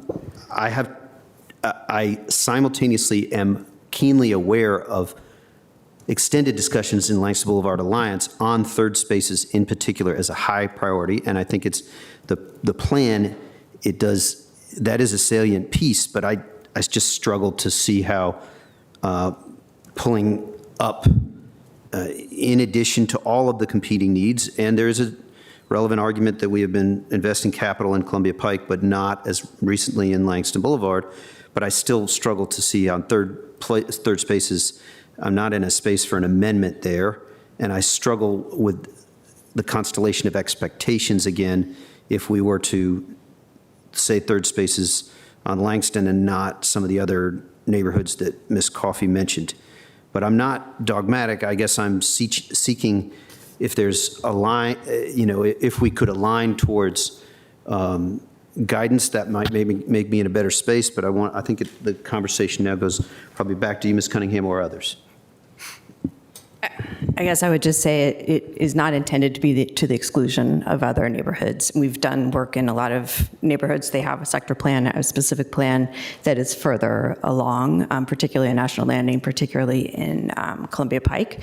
So, but the thought was actually to make it a small enough area, because this is a new way of thinking about going across those silos and thinking about the future that we want to have as a community, getting away from one definition of community center and an expensive operating definition, and thinking through how to do that.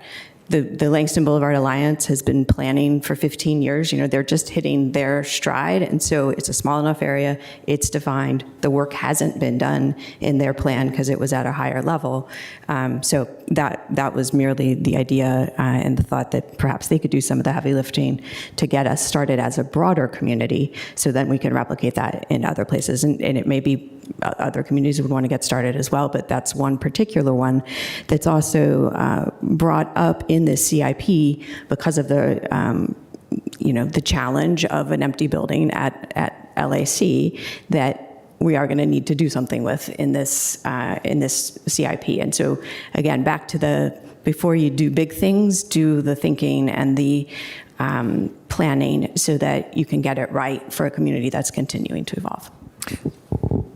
Got it. That's helpful. Mr. Chair, by the way, Mr. Carantonis. just as a reminder, with our regular budget, we appropriated $50,000 this year to the Langston Boulevard Alliance, in addition to their regular appropriation for implementation, right? So I would, I mean, this is not still not scoped completely, so I would like to see that in conjunction. I mean, that's only 50,000, it's only for this year, but we could figure out a pathway of repeating or committing to this appropriation again and again, and until we get that. But this is also money given only to Langston Boulevard Alliance for that, so I would like to calibrate that a little bit. Thank you for that. That's helpful, Mr. Carantonis, in adding. And I think there might have been two components, right? 50,000 for planning, and I thought we also increased the ongoing ultimately, but I could be mistaken in that one. Mr. Spain. Now, I'll just close back to when we think about this new kind of way of thinking, the third spaces plan. Ms. Cunningham, thanks for, it's my first time kind of really a few days ago looking into that. But when we talk about equity and we talk about whether it's libraries, community centers, I think we all need to really, put it all on a map, right? Think about what's happening with Madison. Think about what's going on at Langston. What's going on? Who's missing? Why it matters. Langston Boulevard corridor. We want that to be, it's going to be more dense in time. And to the point you made, Ms. Cunningham, right? They have been working on this for 15 years. It just seems to mothball Lee Center for 10 years.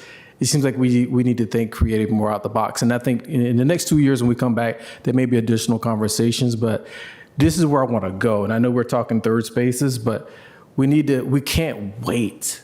And whether we're talking about Crystal City with the library or Aurora Highlands and all these areas, people expect us to deliver. And so I hope that we can move a little bit more with a sense of urgency, because it's easy to kick can down the road. It's a little bit harder to really take the time to figure out what right looks like. And I'm willing to help with that. But again, back to that whole corridor to Langston. And I'm not just saying this because I'm liaison. There is Halls Hill. There's a whole host of communities up there that are looking and need additional facilities and infrastructure built out. Okay? So thank you, Mr. Chair. Thank you. I'm confident that we're towards guidance on the Lee Center. I'm not entirely clear as to where the will of the board is on the Langston Boulevard third spaces planning. And I'm, compelling arguments on both sides. I guess I would say, in the interest of time, I suggest that we take a break of not too long. Before we do so, I just want to see if we could take a minute, because we are going to lose for the afternoon. Sorry, Ms. Cowan, but you have a very important other thing to do that thankfully may not involve the county board, but it's important at 3 o'clock. Can you, so we're putting a pin in the third spaces in Langston, and I don't know where we resolve, but we can take it back up in the second half of this. I think we all have an interest in this meeting not going on too long. But what I'd like to do before we leave is, of the other proposed guidance sections, colleagues, can we look at those together with Ms. Cowan to see if her expertise might be particularly useful in any of those areas? Housing, I think that there is consensus loosely among the board that this would be guidance. The manager spoke to it. We'll have work to do. And yes, guys, run while you can, gentlemen. The WO and O&D trail, I don't actually think that's likely to be its guidance, and it's not likely to be too controversial. We know we need to have a public process. This refers to past work with Nova Parks. This will be a discussion. I haven't had a chance to connect directly with Ms. Cowan, you, on the residential program center. There's VDOT issues. I'm not even certain that there will be guidance there. I just, the equity piece and the past work we've all done on homelessness is what leads me to ask that question, but it may not be ready for such guidance. The water sewer main replacement, Ms. Cunningham, you mentioned that. There are some questions and answers. I don't know if there's pieces the Columbia Pike Library and the APS parking facility is more just making sure that we're staying in touch. Columbia Pike Library is important to a number of us. I don't actually know transportation.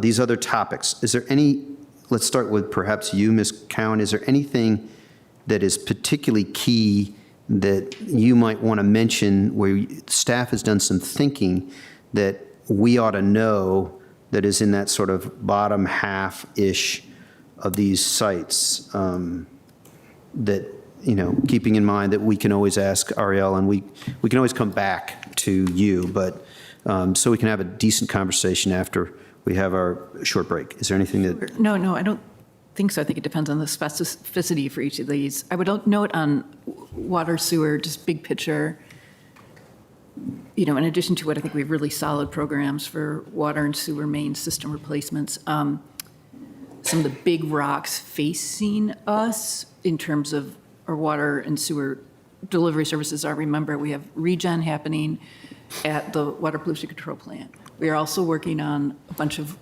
water redundancy and other issues as a region that are in active study phase, but will hit us at some point later in the CIP. We have investments being considered and made at the Washington Aqueduct for drinking water quality and other things. And so and those are and we look at this from a risk-based approach, right? And so when we're thinking about how to allocate or move things around, there's a lot of work that's going to happen over the next 3 or 4 years that will determine the trajectory of those priorities. And I would ask that we all just be open to a small acceleration on something in one of the systems may not be as important as a big project for water redundancy. So just let that kind of play out, I guess, is the only thing I would offer as just for your back ahead thinking on stuff. Great. With that, I'm mindful that there's, yes, we'll go to all colleagues before we break. Yeah. I think, let's go to Ms. Cunningham first, and then Mr. Spain, if that's okay. I was just going to say on that point, if there is guidance, it would be pretty far out and really just supporting the great work that the team is doing already. I felt it was important to ask the question because many in the community had raised particularly intense concerns about water and sewer infrastructure. So, our superheroes in the back are making it all happen, and we do have a very specific risk analysis that is very, very strong. So thank you for taking the time to walk me through it. And I think the invitation will be that as we get through some of the regen in particular and the relining that we're doing now, next CIP, let's talk about, is there anything you need to go faster on? Because that is an absolute core interest to our community, but we are doing a great job on it, so it would not impact the first couple of years. So thank you. Thank you, Ms. Cunningham. Very helpful. Mr. Spain. Yeah, Ms. Cowan, thank you for your leadership. I just want to pull out an area, and we may be able to do this after you're gone, but Chair, you put down libraries and community centers. I just wanted to kind of tease out Cherrydale for a second to see if there's anything you want to share with us as it relates to the next CIP. There's been some testimony that have come to us about investing in Cherrydale over the next 10 years within, the CIP. Any thoughts that you want to lean in on there before you leave? No, not anything immediate in the near term, to be honest. I think we need to regroup a little bit. Yeah. As part of some of the other guidance you guys have gotten us. So I'm hesitant to say anything until we get through that, but I understand your interest and wanting to be responsive and understand whatever investments we might be wanting to bring to you for ideas and any other, Okay. So Thank I think you. we're on the same page. Thank you, Mr. Chair. Thank you, Mr. Spain. Colleagues, I'll suggest we just take a short break. Can we start again? Is 3 o'clock okay for everybody? I'm mindful that county's work comes first. 4 o'clock is also the semifinals, so I'll just say that for the record. But we will start again at 3 o'clock. We're recessed for a few minutes.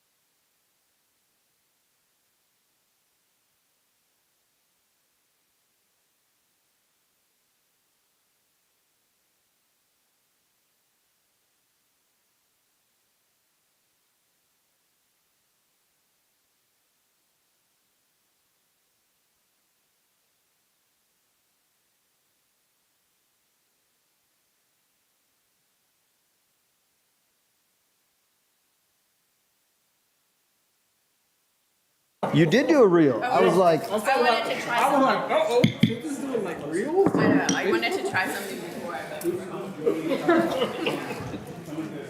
I don't know I don't really know. You what just can't be afraid.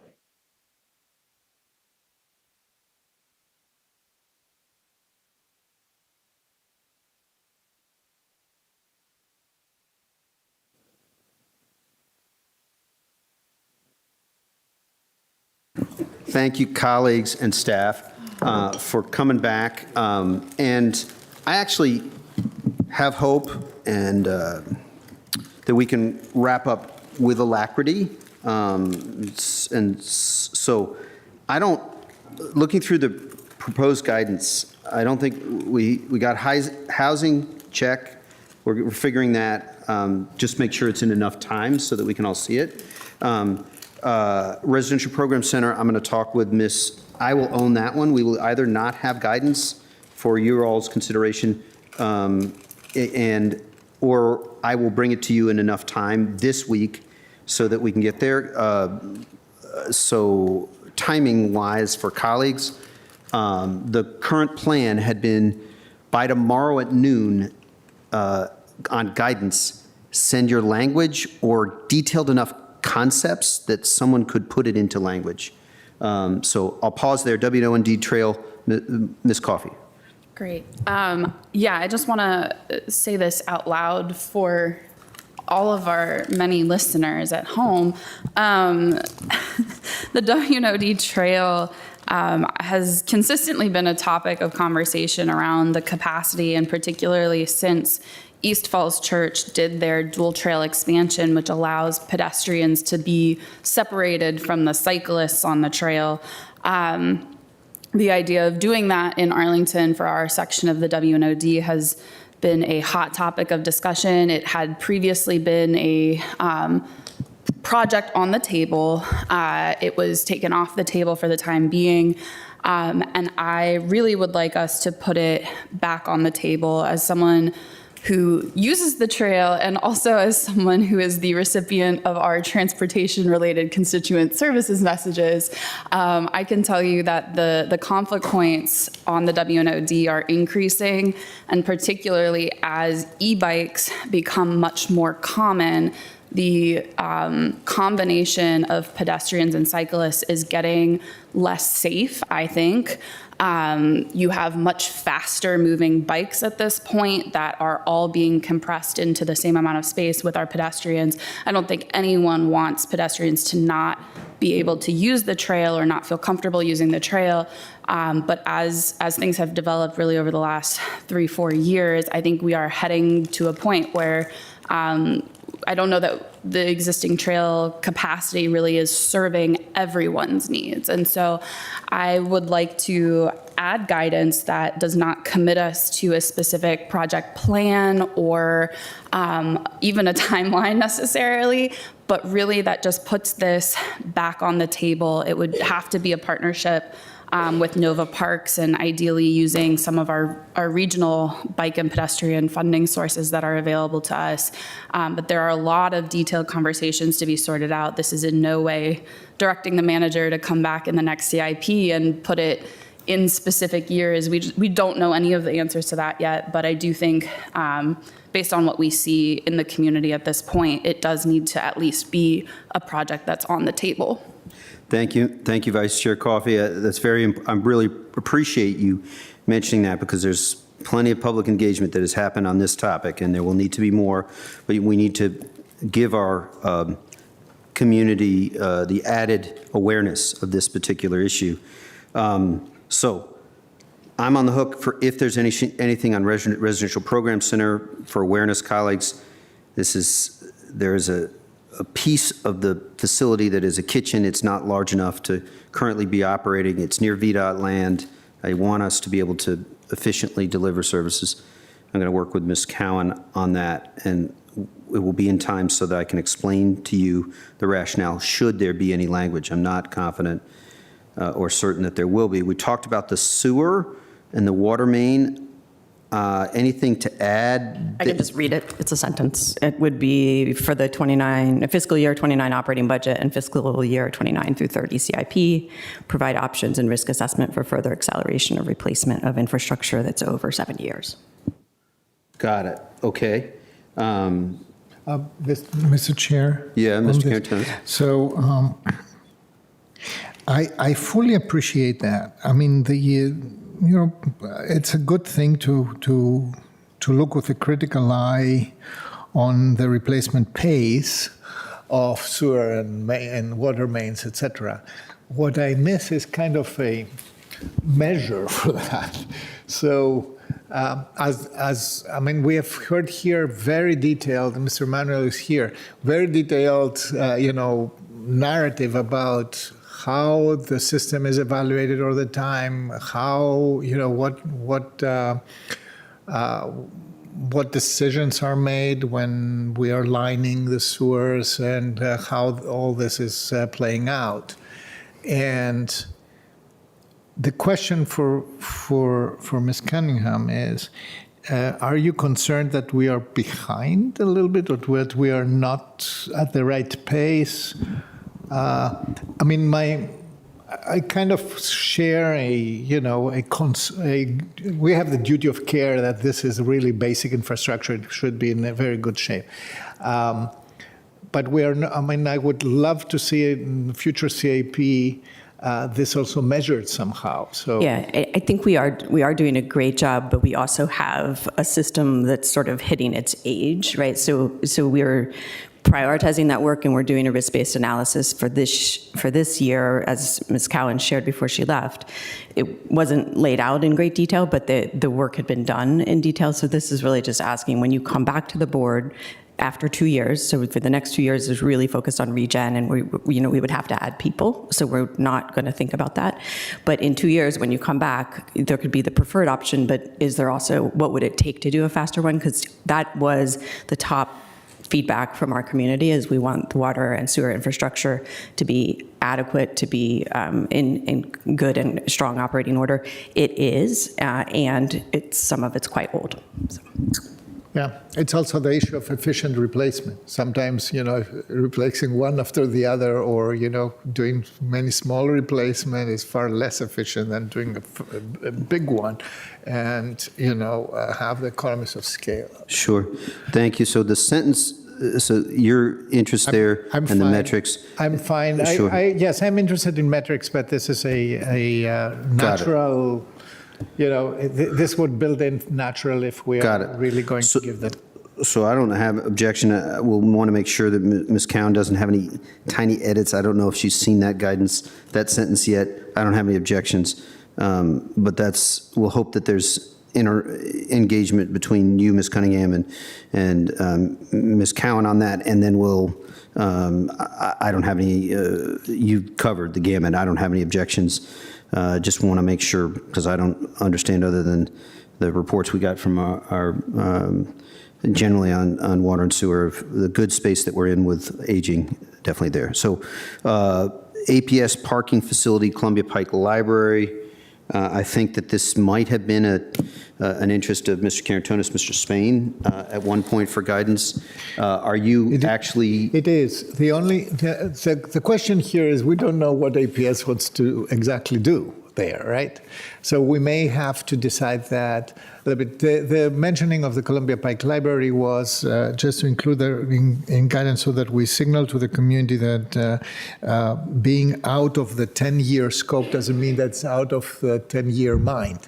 That's one thing. But the APS, the exchange between the APS facility, the parking facility for APS is a significant one, but I believe that this, I don't know whether this really belongs into guidance per se, or it is a kind of a smart and strategic response when we get to the bifurcation of having to decide that. And for that, hoping that APS will consult us. And for that, is that a question for the manager? It's also a question for Ms. Cowan, but I also want to, I am confident enough that there'll be the interaction, but I'm also open to guidance. Mr. Schwartz. Now, I'm just going to share what I've heard, and maybe you have in talking with your school board colleagues, which is still are committed to building some sort of parking facility there. The question is, when do they need to build it, and whether this would provide more time, and that gets tied up with their construction timelines about whether they do additions along with the garage. So I've read this, and we had the conversation during the work session, is our signaling to them there's some additional flexibility that they can include in their planning, and they should consult with us. I think that's a really good thing, but I have not heard that this offer has been grabbed by the schools and said, therefore, we won't build a parking garage. But I don't know what you've all heard. There's not detail to, this is not one of the subjects I've gotten into detail on. Ms. Cunningham.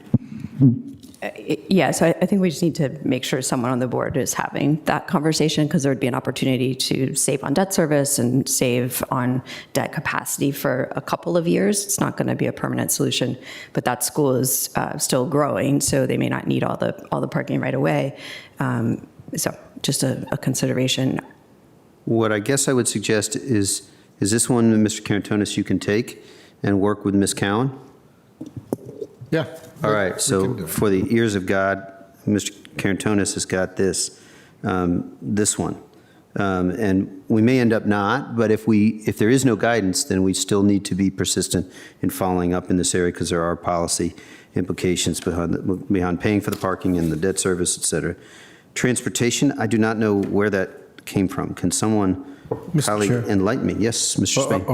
Did that we stretch Columbia Pike Library? We're not discussing anything with that. I don't have a question, I'm just sharing. It's not an overlook, right?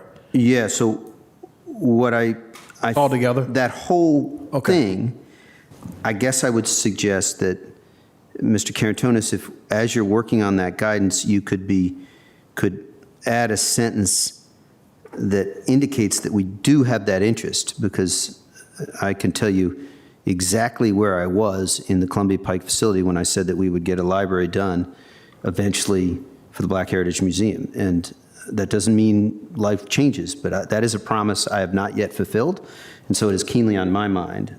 So thank you. Does that work as far as Mr. Karantonis running it to ground and then him mentioning our interest in the Columbia Pike Library without saying we have a grand opinion on the exact time, because that's a little tricky. So that's what we're going to do with that one, if that's okay. Transportation, who's got that?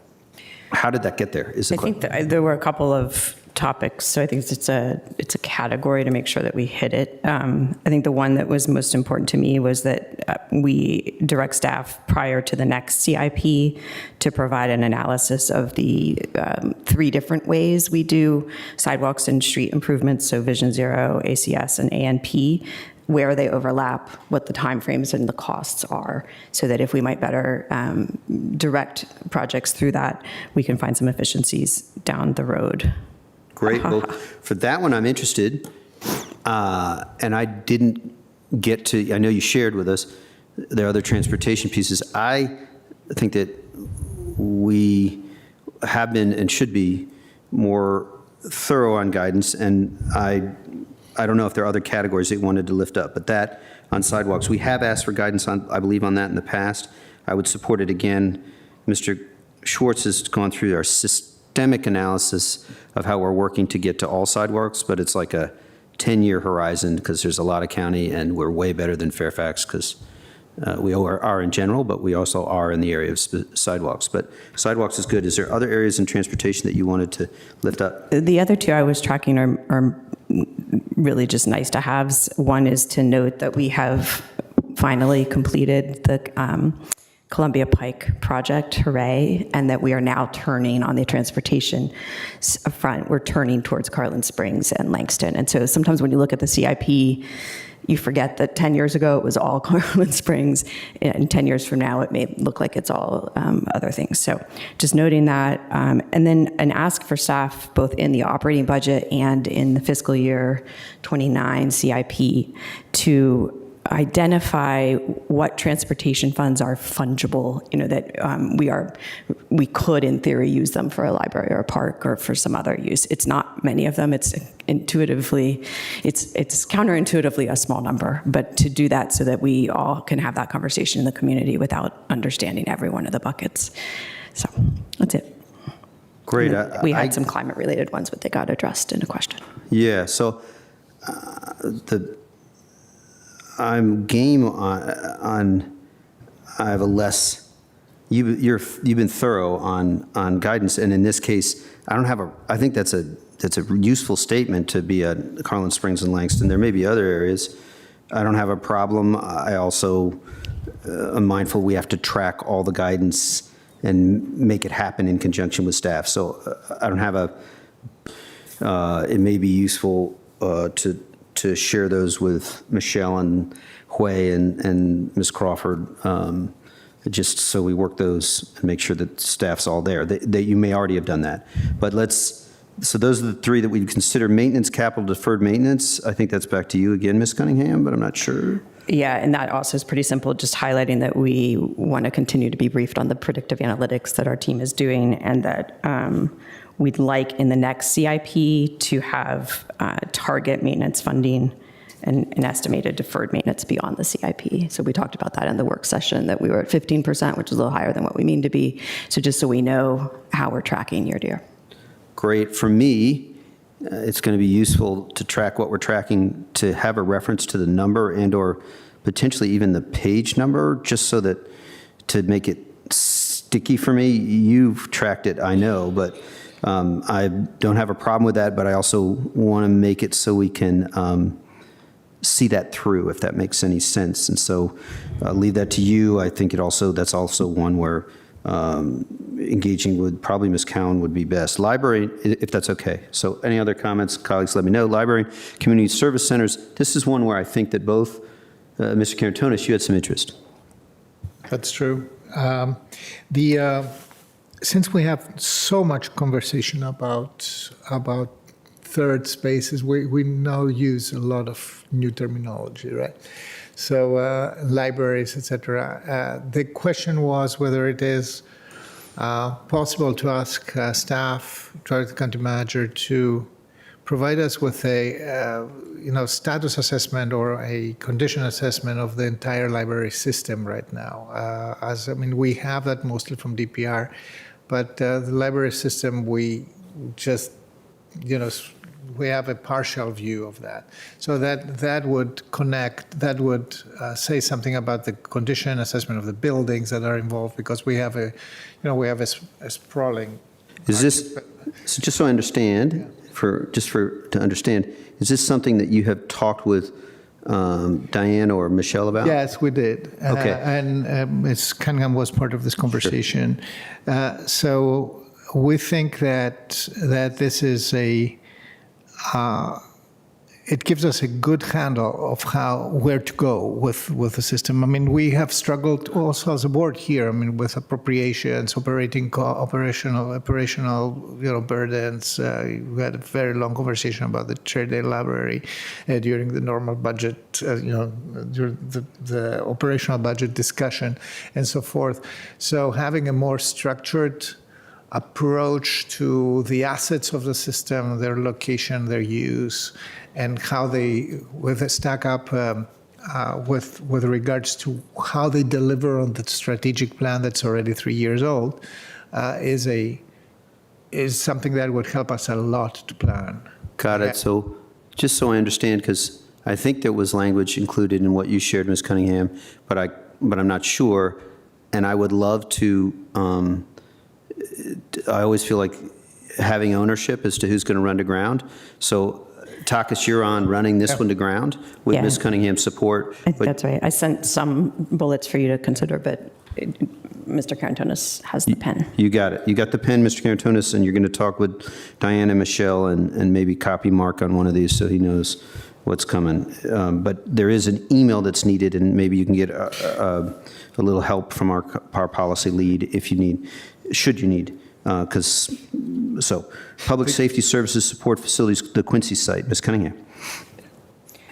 That one is, the board needs to give direction. The capital improvement plan has a bucket of funding for mitigation, which perhaps someone other than me should explain what that is for. And as the liaison, I've heard some of it, but can probably defer to the team to share the options that have been considered. I think we, as a board, need to give some direction whether we want to build a wall or acquire properties, or maybe there's a third option. But I think where the community landed was the wall didn't seem awesome, and some level of acquisition strategy over the long haul might be a better buffer. But So I actually would love a little clarification. I did hear that and wanted to engage just a little bit on this, and this seems like a significant bucket of work, but Mr. Schwartz, do you have perspective? Is this one we need, Ms. Cowan, or what's best? No, we've worked pretty closely with the community and briefed them on some options about walls as a mitigating measure, and it's received mixed reception on a good day.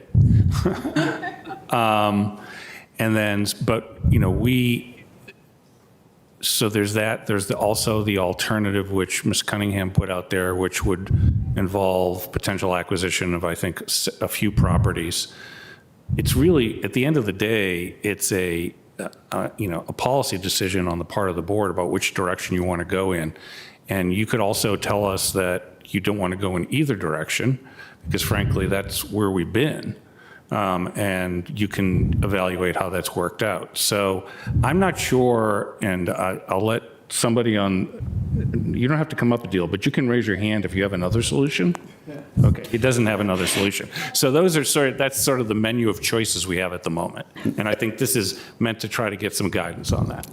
My concern is making the decision on which properties and when by Tuesday? No, so I think the direction would be, the guidance would be to direct staff to proceed with planning and a strategy for how, if and how acquisitions would serve as a buffer. So they've played out the Sure. Wall version quite thoroughly with good math behind it. And I think, as these land acquisitions go, it's you kind of figure out a framework of what you might be interested in, and then you're going to evaluate each of them as they come to market, which might take a long time. But my sense was from the manager and from the team that might be, is likely a much more cost-efficient and operationally supportive option for the long term. Totally open to that. My question is whether we're going to get as smart as you and the manager have been by next Tuesday. And so I might end in the exact same space, but I think maybe a couple of conversations would educate, but you know more as liaison. But I think when there's the stakes of property acquisition being considered, I want to know a lot more before I even commit to that as the strategy, as opposed to different members, different iterations of barriers. But I'm not saying for you and the community, I'm not saying I disagree with the conclusion. I just got a lot of work to do between now and Tuesday if that's where we end up. Does that make some sense? Yeah. Mr. Chair. Unless I'm missing something entirely, and Mark, you have said, No, dang it, I need a fork in the road. No, I'm just going to say this because Susan and I have had this conversation. If the board wants to go down the road, I'm not saying that the board should go down the road necessarily, but if you want to acquire some properties to deal with the mitigation issues, then you also need to take into account the precedent that this might set or might not set, given the unique circumstances of the property, about whether that is the approach you want to take. And I just, at this point, and I'm just going to restate what I said, and I'm not trying to be a wise guy here. It's like, if you give me no guidance, we'll continue to do with what we've been doing, but that hasn't worked. So a head nod in one direction or the other, or to do some further analysis is absolutely fine. We can do that. Yeah, and I think the funding is at least, it's in the 2 years. So that's why I feel it's important for us to be moving towards a decision, even if we're not finalizing a decision. So to direct staff to do that analysis and come back on a fairly quick turn so that we can give clear direction and not build a wall that we don't want to have. Yeah, I'm game to do that piece, and I think everything that's been said is totally fair. Doing nothing with no strategy is not where I'm focused. But Mr. Spain, thank you. Sure, thank you. And thank you, Ms. Cunningham, for bringing this up. I just want to be open. I am, tell me first, what are we trying to mitigate as it relates to public safety? So it might be best if staff want to share the thoughtful work that they've done here and how the operations on the site So are I know going. I think what you're asking, Mr. County Manager, is to give some direction. I'll tell you, I'm it will take me some time to come around to understand the land acquisition aspect of this. So I know this may require a longer conversation because I'm not up to speed where I need to be, Ms. Cunningham. So I just want you to know. All right, some more conversation. You got it. Yeah, I think that the best pathway forward might be some guidance that preserves maximum flexibility in terms of what our options are, and then having some briefings, either 2x2s or perhaps a closed session to discuss the ongoing issues. And, not saying no guidance on this, but I think just making sure, I don't believe that by Tuesday I will be informed enough to make a real concrete decision on what my direction might be. But I think we can certainly continue the conversations and figure it out. So that's where I'm at least. Ms. Cunningham.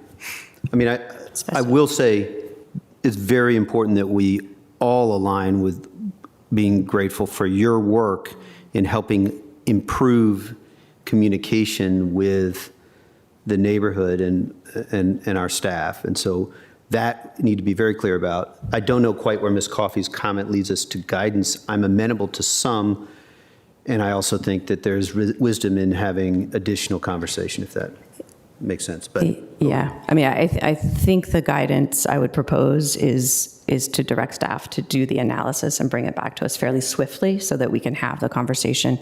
It does not need to be on the dais, but I think the community has been participating. Our staff have done some great work, both in relationship building and in analysis, and we should bring that up with the alternatives rather than, as the manager says, continuing to do nothing. Great, that's helpful.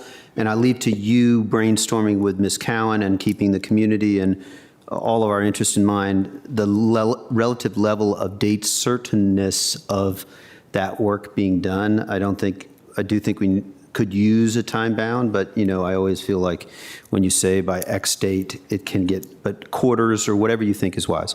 So I think we've covered that one. Thank you, colleagues, for working through that conversation. Climate and natural capital. I may have contributed to this category, but I don't think I'm the only one.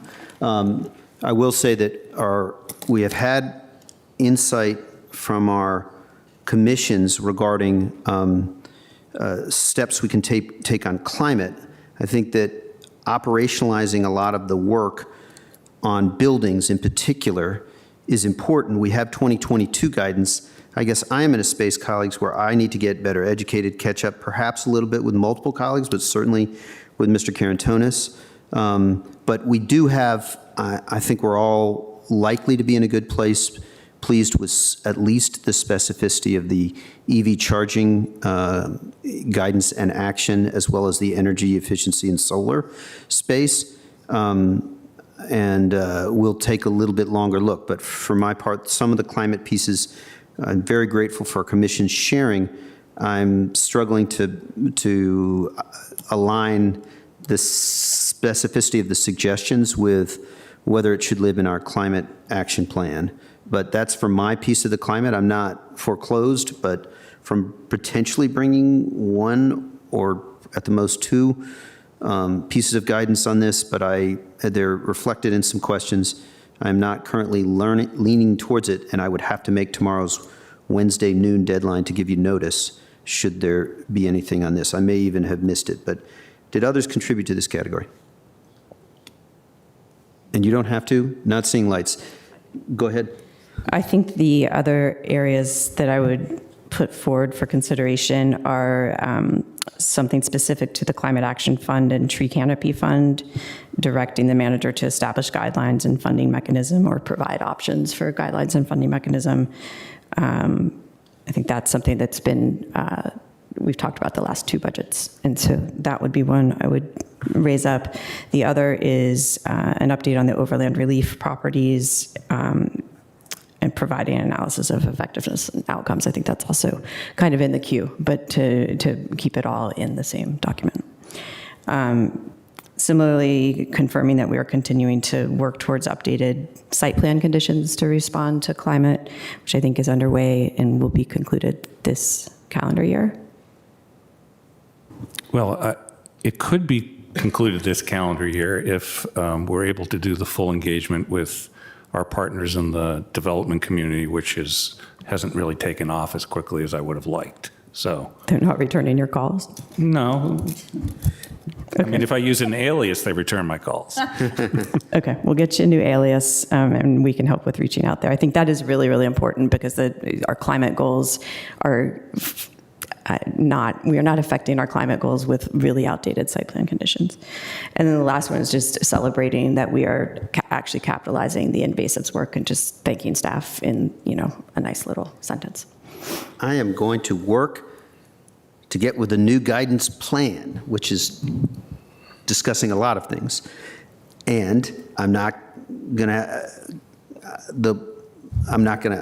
we'll work with that. That is, whether that is action focused, I'll leave that to colleagues. I don't think I have a problem. It's certainly not harming, but if you have 15 top priorities, you do not have 15 top priorities. So I don't think I should have a problem with any of those. Colleagues, do you have any thoughts on Ms. Cunningham's, those pieces? They will be yours to own, and then we will work through them. But I do not think I have concerns. I do have to look at them in a little greater detail. The only other area that I was going to bring up, I have discussed. I don't know if I'm in time, but I do think that I hope that I am. It's guidance with respect to Penrose Square. I think I've talked about this a little bit with the manager and with several colleagues. It is not meant to be heavy-handed, but I think the concept there is if the work proceeds more quickly, the ability to draw down some of that funding. Is that? Yeah, and we've talked about that. I welcome that guidance. We hope the work will proceed more quickly. Right now, we're relying on the plans as they've been laid out, and we did move it up, and we would be prepared to move it up earlier if the private construction works out more quickly. Great. Mr. Chair? Colleagues, yes, Mr. Carantonis, you name. I mean, my only issue, it's clearly contingent to the construction, because this is the whole point of having, contemporary construction and construction of the residential building and the piece of the square that we get to finish. The only issue that I had with that, and this is not something that we can discuss right now, is that it's a little bit underfunded. I mean, it was surprising to me that this entire half is less than $5 million. I understand that most of the work is done in the first phase. The most expensive parts in the first phase, but still a lot of work that needs to be done to complete the square. But it will be a fantastic addition and a priority. Thank you. So I'm on the hook to going to, right now, I'm on the hook to going to and with Ms. Cowan and Mr. Schwartz for this language, and I will make sure that it comports with what you said, Mr. Carantonis. Mr. Spain. Mr. Chair, I just wanted to you jump before I can get there on. Sure. You went over to Penrose Square. Welcome to the neighborhood, by the way. So I was going back and looking, I'm talking about climate, and just want to get your thoughts, because I'm not sure exactly. There was some stakeholders that reached out to us to talk about some priorities and guidance. Any thoughts on me? I don't want to get into the particulars, but we had some transparency and accountability at the county facilities. It was some meetings that went on last week. I was not able to attend those. In the climate space? Yeah, in the climate space. Yeah, so as it relates to the CIP and guidance. Sure, there were a number of suggestions, and there are 4, I think. There's some questions submitted.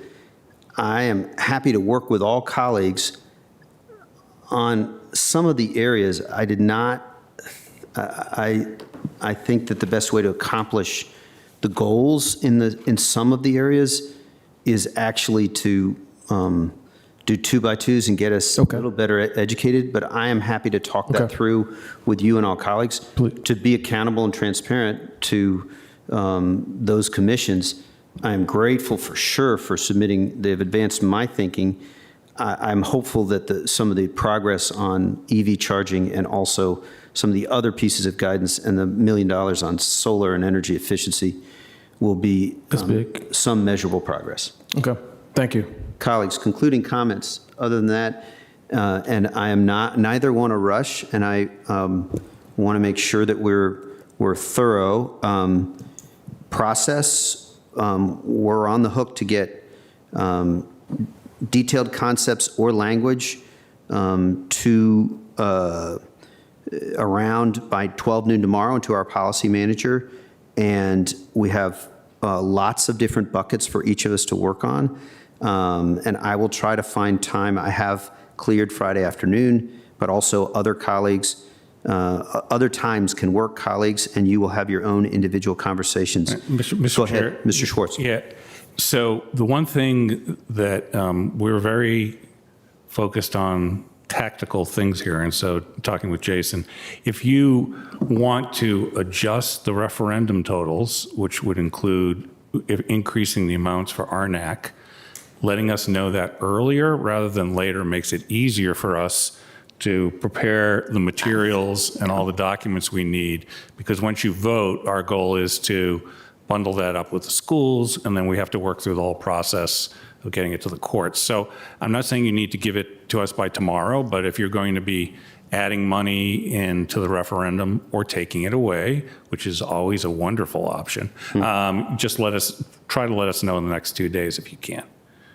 Thank you. Ms. Coffey's probably got some procedural, incisive thinking. Well, a question, that is only relevant for anything that would be added or subtracted in the next 2 years in terms of Correct. referenda. That's correct. And so there's a separate, we sent you the materials, and Jason can recite it, but we laid out in the initial presentation what it was that was going to be on, we're asking you to authorize, because you do the CIP, and then on Tuesday you're also going to be asked to vote on the bond referendum questions. So we need to make sure those numbers are correct and advertised in time for you to consider on Tuesday. Got it, thank you. But Great. just thinking around RNAC, if we are most worried about 2030, perhaps it is not a 2026 referendum question, is the thought I will leave us with. Thank you. Thank you, Ms. Coffey.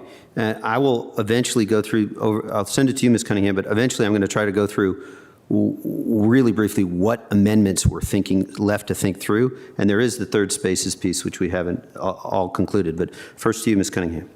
I just wondered if someone could stick the infographic up, because as we do in all these conversations, we went down into little bitty details, but the community actually loves to know. Is that even hard to do? People can look it up online too. The little Richard Scarry's Good Day, but that's fine. I can also just mention it. We've been discussing the $4.3 billion capital improvement plan over 10 years. We talked a lot about parks and recreation because that's something that touches folks every day. But the fact that we didn't spend as much time today talking about utilities and stormwater and all the road and transportation and metro infrastructure is a huge testament to our staff who are making all of that happen every day. And it's not that people don't believe it's really, really important, because you sure hear from them if the toilet doesn't flush or the flooding comes. But it's just important to keep in mind that as we make this, we as a board are tweaking around the edges, because the staff has really largely gotten it awesome. And that, again, the parks and recreation stuff is a pain point for all of us because it is a small piece, and we're trying to figure out how to make those dollars go farther in partnership with our community. Great. Thank you, Ms. Cunningham, for that. All very helpful context that I had not sort of gotten to and reconsidered. So very helpful. So on amendments, I have a question mark next to Quincy Park, whether there's an amendment there. I'm not certain. I think that's a question that sort of lives most with Ms. Cunningham. The energy efficiency solar will be an amendment. The EV charging climate action fund, that's going to be guidance. I believe we're headed on detention center and courts towards guidance. On Arlington, I would like to propose that no later than Thursday at 12 noon, we know the answer as to whether there would even be a possibility that there would be bond implications of what we're doing. That work lives with Mr. Spain and Mr. Carantonis. On the third spaces planning, I don't think we've resolved that yet. a question occurs in my mind, Mr. Schwartz, we now have $1 million of the bond premium that is spoken for. Is not dispositive on where I would end up on third spaces, but is it accurate that there's 800,000 left, or is that 800,000 already spoken for? No, there is $800,000 left. Okay. So that makes it. It's in a lockbox with a secret combination, though. So Every time you say that, I think of the debate where Saturday Night Live talked about the lockbox, that guy. But so we have to think through that, and there are policy questions that are irrespective of the cost. But I would be lean towards, if we do end up there, I would lean towards that. I would propose that we close up for this afternoon unless there are objections. So staff, thank you for staying with us. I think I've gotten you in time such that you could make it somewhere to see Spain versus France, but it is still most important to be focused, as always, as we have been and as we will be. We're all too late to get to Four Courts, though. It's 15 minutes. It starts at 4. But anyway. Oh, Four Courts has had lines out the door 2 hours before every match. That's true. That's true. I can, as county manager, I could authorize the showing of the game on the screen. Could you? I think you would have unanimous, but before we continue to devolve, colleagues, we are adjourned for today.